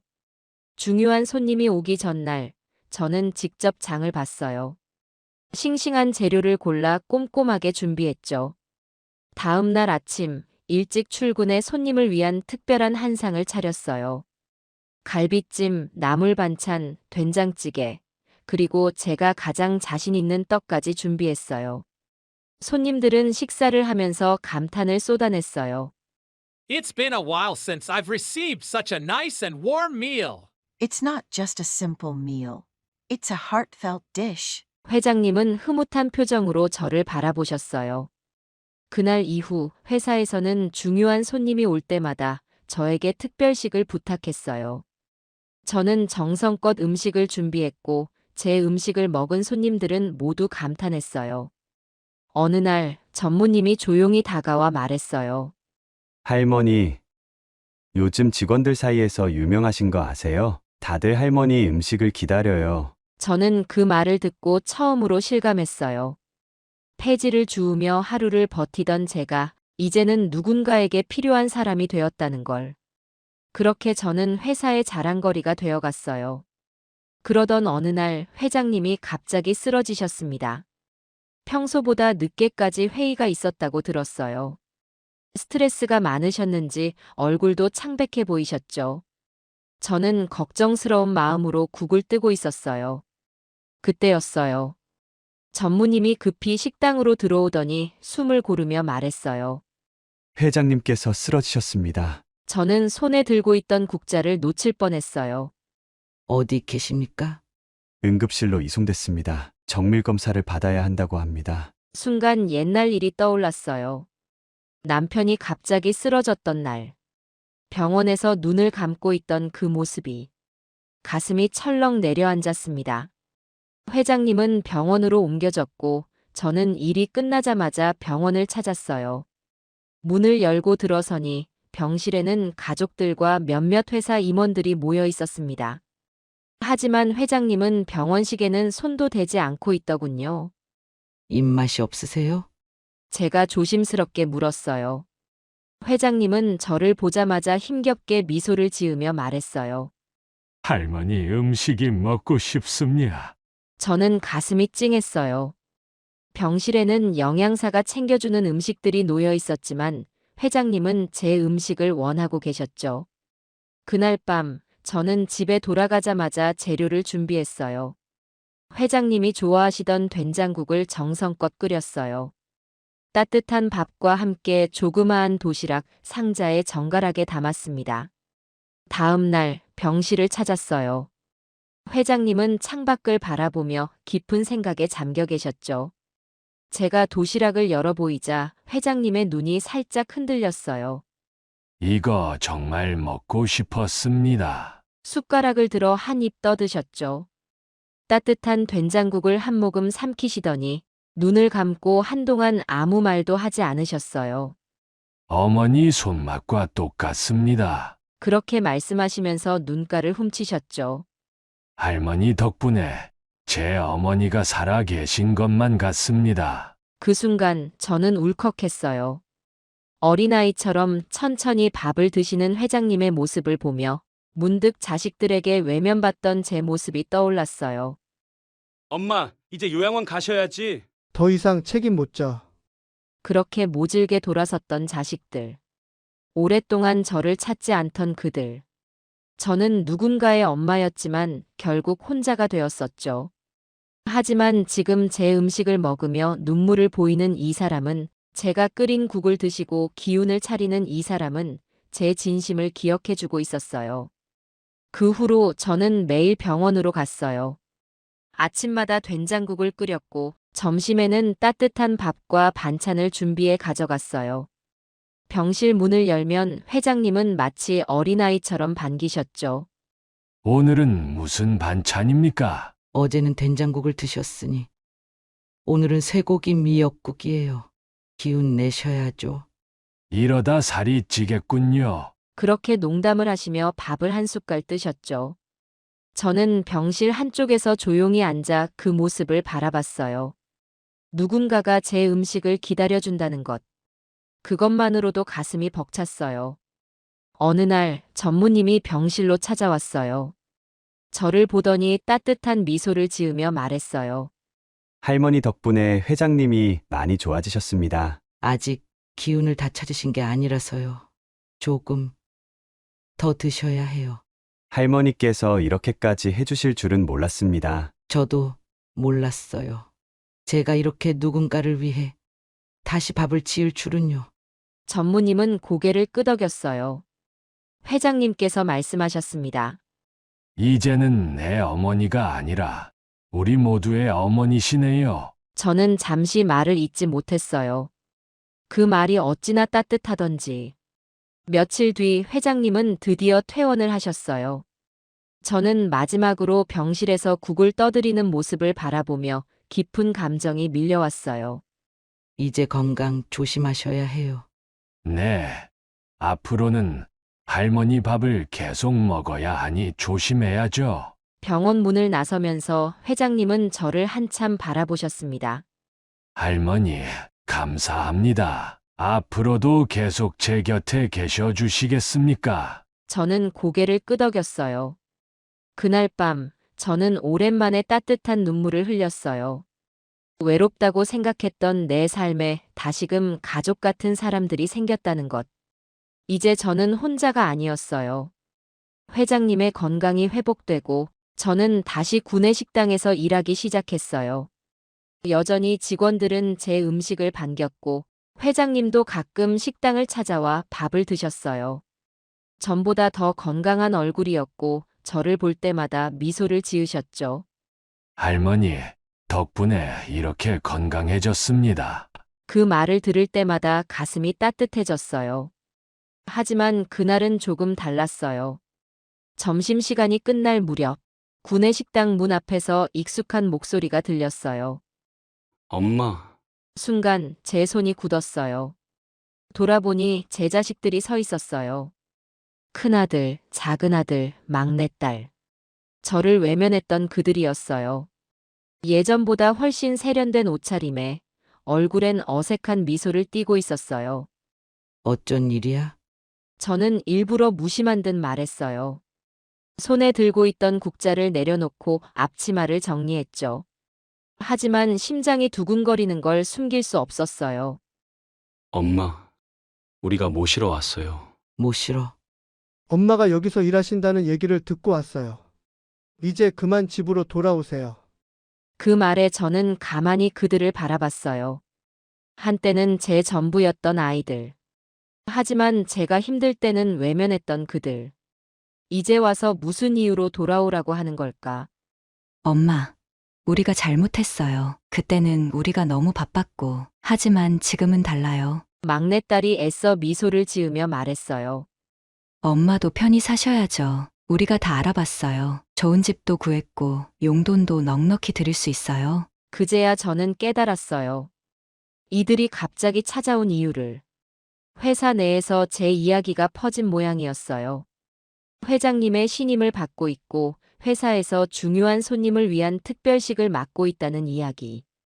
자식들은 그 소문을 듣고 저를 찾아온 거였어요. 과거 제가 폐지를 줍고 있을 때는 누구도 신경 쓰지 않더니 이제 와서 갑자기 모시겠다고 나선 이유는 결국 대기업 회장과 가까운 사람이 되었기 때문이었어요. 엄마, 이제 요양원 같은데 갈 필요 없어요. 우리랑 같이 지내요. 그래, 우리가 다 준비했어.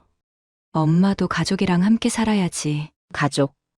그 단어를 듣는 순간 가슴 한쪽이 저려왔어요. 그들이 제게 가족이라는 이유로 등을 돌린 날들이 떠올랐어요. 남편이 아플 때 병원비 문제로 서로 다투던 모습.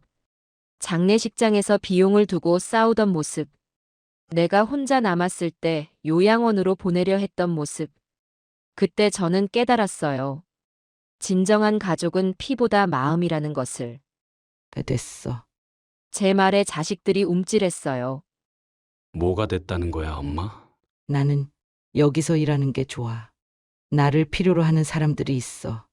이제 와서 갑자기 찾아와서 모신다고? 아니. 너희가 정말 나를 원해서 온 거야? 엄마, 그게 무슨 말이야? 너희는 내가 폐지를 주울 때는 단 한 번도 찾아오지 않았어. 명절에도 전화 한 통 없었지. 그런데 이제 와서 갑자기 날 모시겠다니 왜일까? 자식들은 아무 말도 하지 못했어요. 서로 눈치를 보며 서 있을 뿐이었어요. 나는 이제 너희가 필요하지 않아. 제가 단호하게 말하자 자식들의 얼굴이 굳어졌어요. 엄마, 우리 정말로 반성했어. 이제라도 함께 지내자니까. 그런 말은 내가 정말 힘들 때 해줬어야지. 이제 와서 하는 건 의미 없어. 엄마, 너무 고집 부리지 마. 우리가 이렇게 왔잖아. 너희가 진짜 내 걱정을 했다면 내가 폐지 주울 때 한 번이라도 찾아왔겠지. 하지만 너희는 그땐 오지 않았어.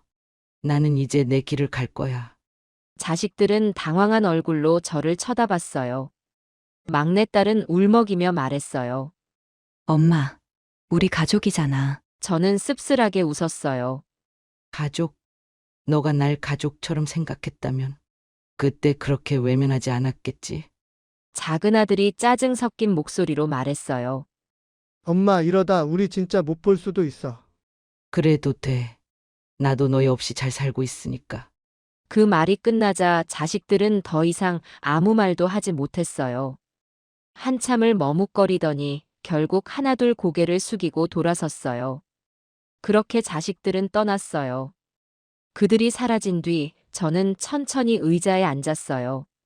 손이 떨렸지만 후회는 없었어요. 이제는 더 이상 그들에게 기대지 않기로 했으니까요. 그날 저녁 회장님이 저를 찾아왔어요. 할머니, 괜찮으십니까? 네, 괜찮아요. 회장님은 조용히 제 앞에 앉았어요. 전무에게 들었습니다. 자식분들이 찾아오셨다고. 저는 가만히 미소를 지었어요. 예전 같았으면 저도 흔들렸겠죠. 하지만 이제는 아닙니다. 저는 여기에서 제 자리를 찾았으니까요. 회장님은 조용히 고개를 끄덕였어요. 진정한 가족은 피가 아니라 마음이라는 걸 깨달았습니다. 회장님은 제 손을 따뜻하게 감싸 주었어요. 할머니는 이제 우리 가족입니다. 그 말이 어찌나 따뜻하게 들리던지. 그날 밤 저는 창가에 앉아 오랜만에 차를 마셨어요. 더 이상 자식들의 연락을 기다리지 않아도 된다는 사실이 마음을 편하게 했어요. 이제는 더 이상 혼자가 아니었어요. 가족은 피가 아니라 진심으로 이어진다는 걸 깨달았으니까요. 그날 이후 저는 더 이상 단순한 식당 직원이 아니었어요. 회장님은 저를 회사 자문으로 임명하셨습니다. 직원들의 복지를 개선하고 식당 운영에 대한 조언을 해달라는 것이었어요. 처음에는 그저 명예직 정도로 생각했어요. 하지만 회장님의 의지는 확고했어요. 할머니의 경험과 통찰이 직원들에게 정말 필요합니다. 편하게 생각하시고 그저 예전처럼 조언을 해주시면 됩니다. 저는 잠시 고민했어요. 나이든 제가 과연 이런 역할을 감당할 수 있을까? 하지만 곧 결심했어요. 나는 이곳에서 인정받고 있어. 그리고 내가 해줄 수 있는 일이 있다면 그걸 해야지. 그렇게 저는 직원들의 복지와 구내식당 운영에 대한 자문을 맡게 되었습니다. 가장 먼저 한 일은 직원들의 이야기를 듣는 것이었어요. 식당을 찾는 직원들에게 먼저 말을 걸었죠. 요즘 식사는 괜찮으세요? 불편한 점은 없어요? 처음에는 다들 어색해했어요. 하지만 점점 마음을 열기 시작했어요. 할머니, 솔직히 점심시간이 너무 짧아요. 식사를 서둘러 먹어야 하니까 소화도 잘 안 되고요. 음식 맛은 좋은데 가끔 메뉴가 너무 반복되는 것 같아요. 야근할 때 저녁 식사가 부족해서 결국 배달 음식을 시켜 먹어요. 직원들이 겪고 있는 문제를 직접 들으니 개선해야 할 점이 보이기 시작했어요. 가장 먼저 점심시간을 조정하는 방안을 제안했어요. 기존보다 점심시간을 30분 늘리고 2개의 타임으로 나누어 운영하게 했죠. 그렇게 하니 식사 시간이 여유로워졌고 직원들은 훨씬 만족스러워 했어요. 다음으로 메뉴를 다양화하기로 했어요. 기존에는 주로 한식 위주였는데 직원들의 취향을 반영해 양식과 일식, 중식도 추가했어요. 그리고 매주 특선 메뉴의 날을 만들어 특별한 음식을 제공하기로 했어요. 오늘은 갈비찜이 나와요. 이번 주 특선 메뉴는 일본식 돈까츠래. 직원들은 매주 새로운 메뉴를 기대하게 되었고 식당의 분위기도 활기차졌어요. 또한 야근하는 직원들을 위해 저녁 도시락을 준비하기로 했어요. 퇴근 시간이 늦은 직원들이 편의점 음식을 먹는 게 안타까웠거든요. 회사 지원을 받아 간단하지만 영양가 있는 야식 메뉴를 마련했어요. 와, 드디어 야근할 때 따뜻한 밥을 먹을 수 있겠어요. 야식 메뉴 덕분에 회사 오는 게 덜 힘들어졌어요. 직원들의 반응은 폭발적이었어요. 구내 식당의 변화가 회사 내부에서 큰 화제가 되면서 자연스럽게 외부에서도 주목하기 시작했어요. 다른 기업에서 대기업의 혁신적인 사내 식당 운영이라는 주제로 관심을 보이기 시작했죠. 우리 회사도 이런 시스템을 도입하면 좋겠어요. 직원 복지 차원에서 이런 식당 운영이 정말 필요하네요. 타 기업의 관계자들이 직접 식당을 방문해 벤치마킹하기 시작했어요. TV 프로그램에서도 취재를 나오고 경제지에서는 직원들이 가장 만족하는 기업 식당이라는 제목으로 기사를 내기도 했어요. 그리고 그 중심에는 제가 있었어요. 어느 날 회장님이 저를 따로 불렀어요. 할머니 덕분에 우리 직원들이 정말 행복해졌습니다. 아닙니다. 저는 그저 직원들이 원하는 걸 듣고 도와준 것뿐이에요. 회장님은 미소를 지으며 말했어요. 할머니는 늘 그러시죠. 하지만 그 작은 변화가 큰 변화를 만들었습니다. 그날 회사는 저를 위한 작은 행사를 열어줬어요. 직원들은 한 명 한 명 다가와 감사 인사를 전했어요. 할머니, 덕분에 회사가 더 따뜻해졌어요. 저희 가족보다 더 가족 같아요. 정말 감사합니다. 저는 눈시울이 붉어졌어요.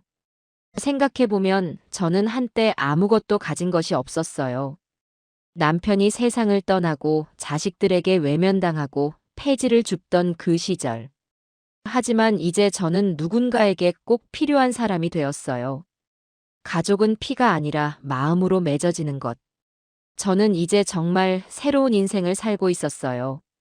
회사는 제 제안으로 시니어 멘토링 프로그램을 시작했습니다. 처음에는 몇몇 임원들이 고개를 갸웃했어요. 은퇴한 분들이 젊은 직원들에게 무슨 도움을 줄 수 있을까요? 하지만 저는 확신이 있었어요. 젊은이들에게는 경험이 필요하고 어르신들에게는 살아갈 이유가 필요해요. 서로 돕고 배우는 관계가 된다면 모두에게 좋은 변화가 있을 겁니다. 좋은 생각입니다. 젊은 직원들에게 인생의 지혜를 전해줄 멘토가 필요하죠. 그렇게 해서 은퇴한 어르신들이 젊은 직원들의 멘토가 되어주는 프로그램이 시작됐어요. 예전에는 회사에서 무조건 버텨야 한다고 생각했는데 멘토님 이야기를 듣고 보니 균형을 찾는 게 더 중요하다는 걸 알았어요. 젊은이들과 이야기하다 보니 나도 다시 사회의 일부가 된 것 같아요. 서로의 삶을 이해하기 시작하면서 세대 간의 벽이 허물어졌어요. 회사 내부에서도 반응이 좋았지만 놀랍게도 이 프로그램이 언론을 통해 소개되면서 다른 기업들에서도 관심을 보이기 시작했어요. 우리 회사도 도입해야겠어요. 세대 간의 갈등을 해결하는 좋은 방법이네요. 어르신들에게도 의미 있고 젊은 직원들에게도 도움이 되는 프로그램입니다. 결국 여러 기업들이 이 프로그램을 도입했고 전국적으로 시니어 멘토링 문화가 확산되었어요.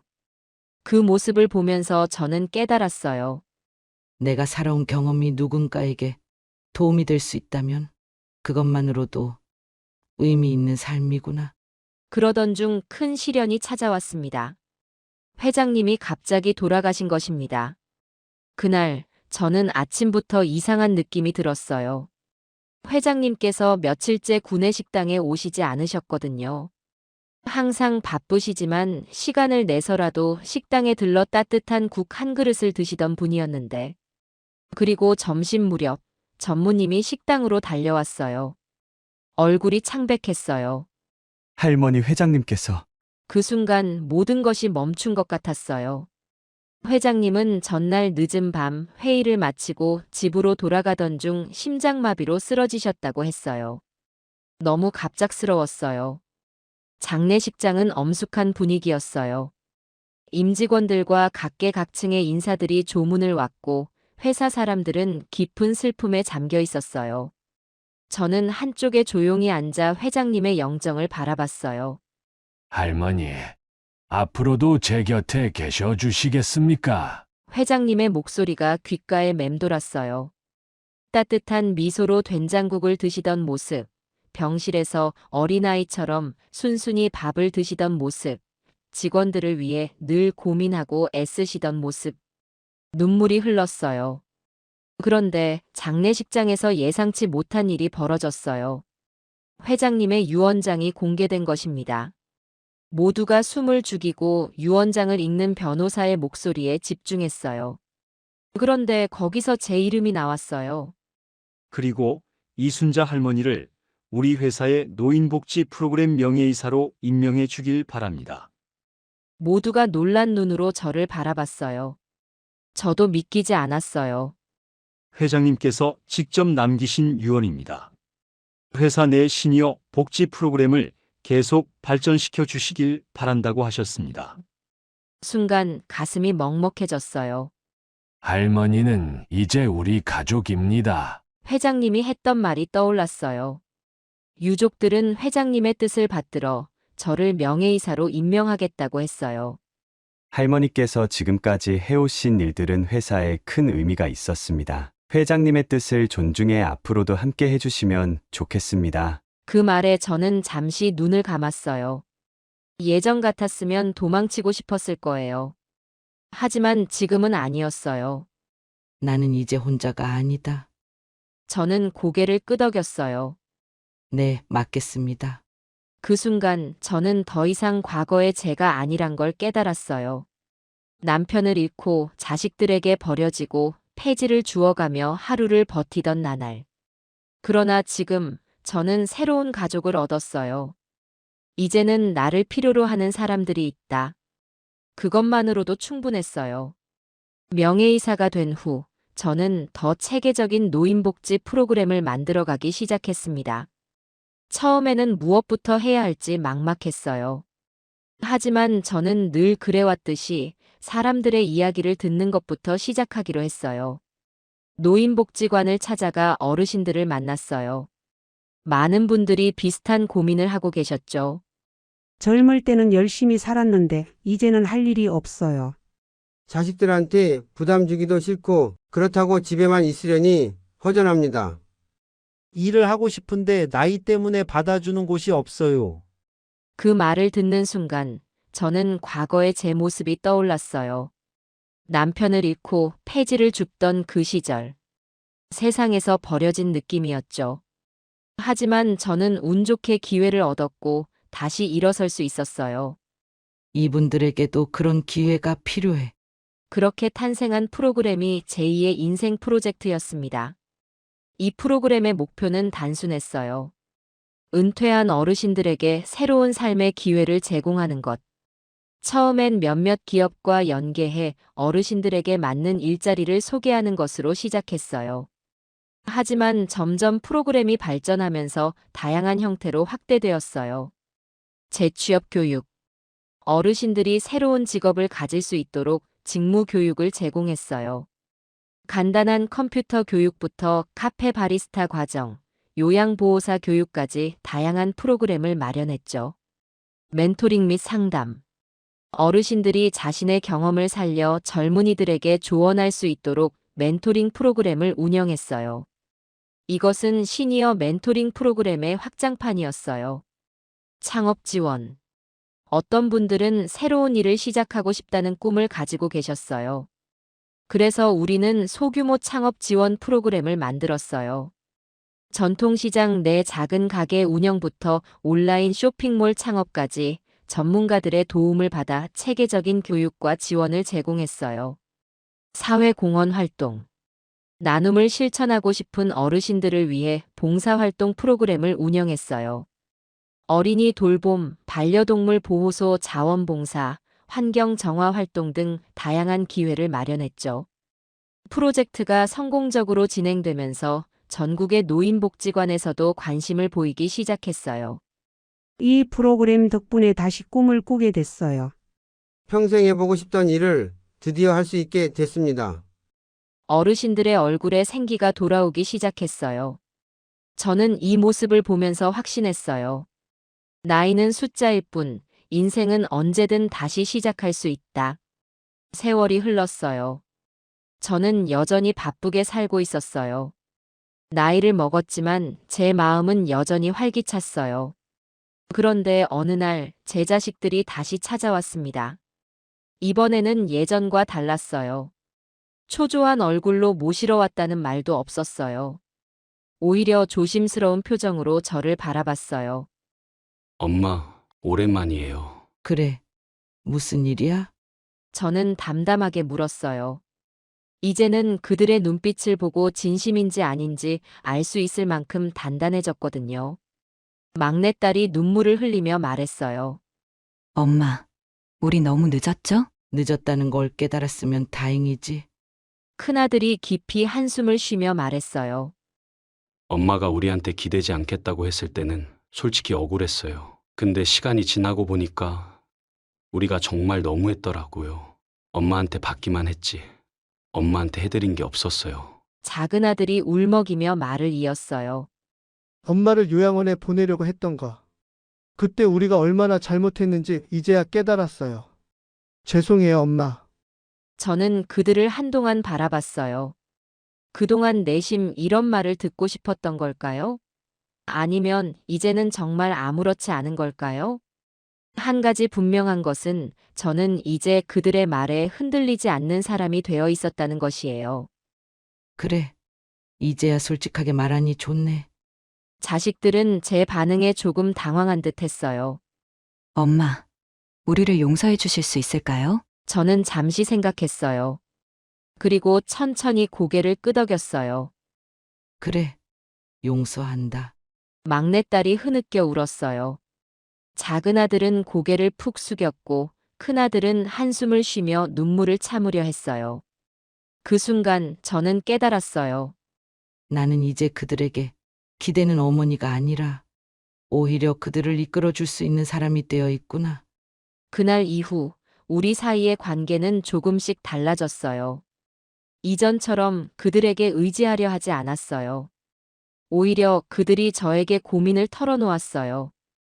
엄마, 요즘 회사에서 고민이 많아. 엄마라면 어떻게 할 것 같아? 엄마, 우리 애들 키우는 게 생각보다 쉽지 않네. 엄마는 어떻게 했어? 저는 그들에게 조언을 해주었어요. 한때 저를 외면했던 자식들이 이제는 제 이야기를 듣기 위해 찾아왔어요. 예전 같았으면 서운했을 거예요. 이제 와서 나를 필요로 하는구나 하며 화가 났을 수도 있었겠죠. 하지만 저는 이제 그것조차 감사한 마음으로 받아들이는 사람이 되어 있었어요. 자식들은 변했어요. 그리고 저도 변했어요. 가족이라는 건 완벽하지 않더라도 다시 이어질 수 있는 인연이구나. 그날 밤 저는 창가에 앉아 오랜만에 차를 마셨어요. 예전처럼 누군가의 전화를 기다리는 것도 아니었어요. 그냥 지금의 제 삶이 고맙고 감사했어요. 이제는 진짜 내 삶을 사랑할 수 있을 것 같았어요. 지금도 저는 매일 아침 일찍 일어나 회사로 향합니다. 저는 아직도 할 일이 많아요. 떨어진 지갑 하나로 시작된 제 인생의 두 번째 이야기는 아직도 계속되고 있어요. 이제 저는 많은 어르신들에게 희망이 되었고 젊은이들에게는 인생의 멘토가 되었습니다. 인생은 결코 늦지 않았다는 것, 그리고 진정한 행복은 나눔에서 온다는 것을 매일매일 깨닫고 있어요.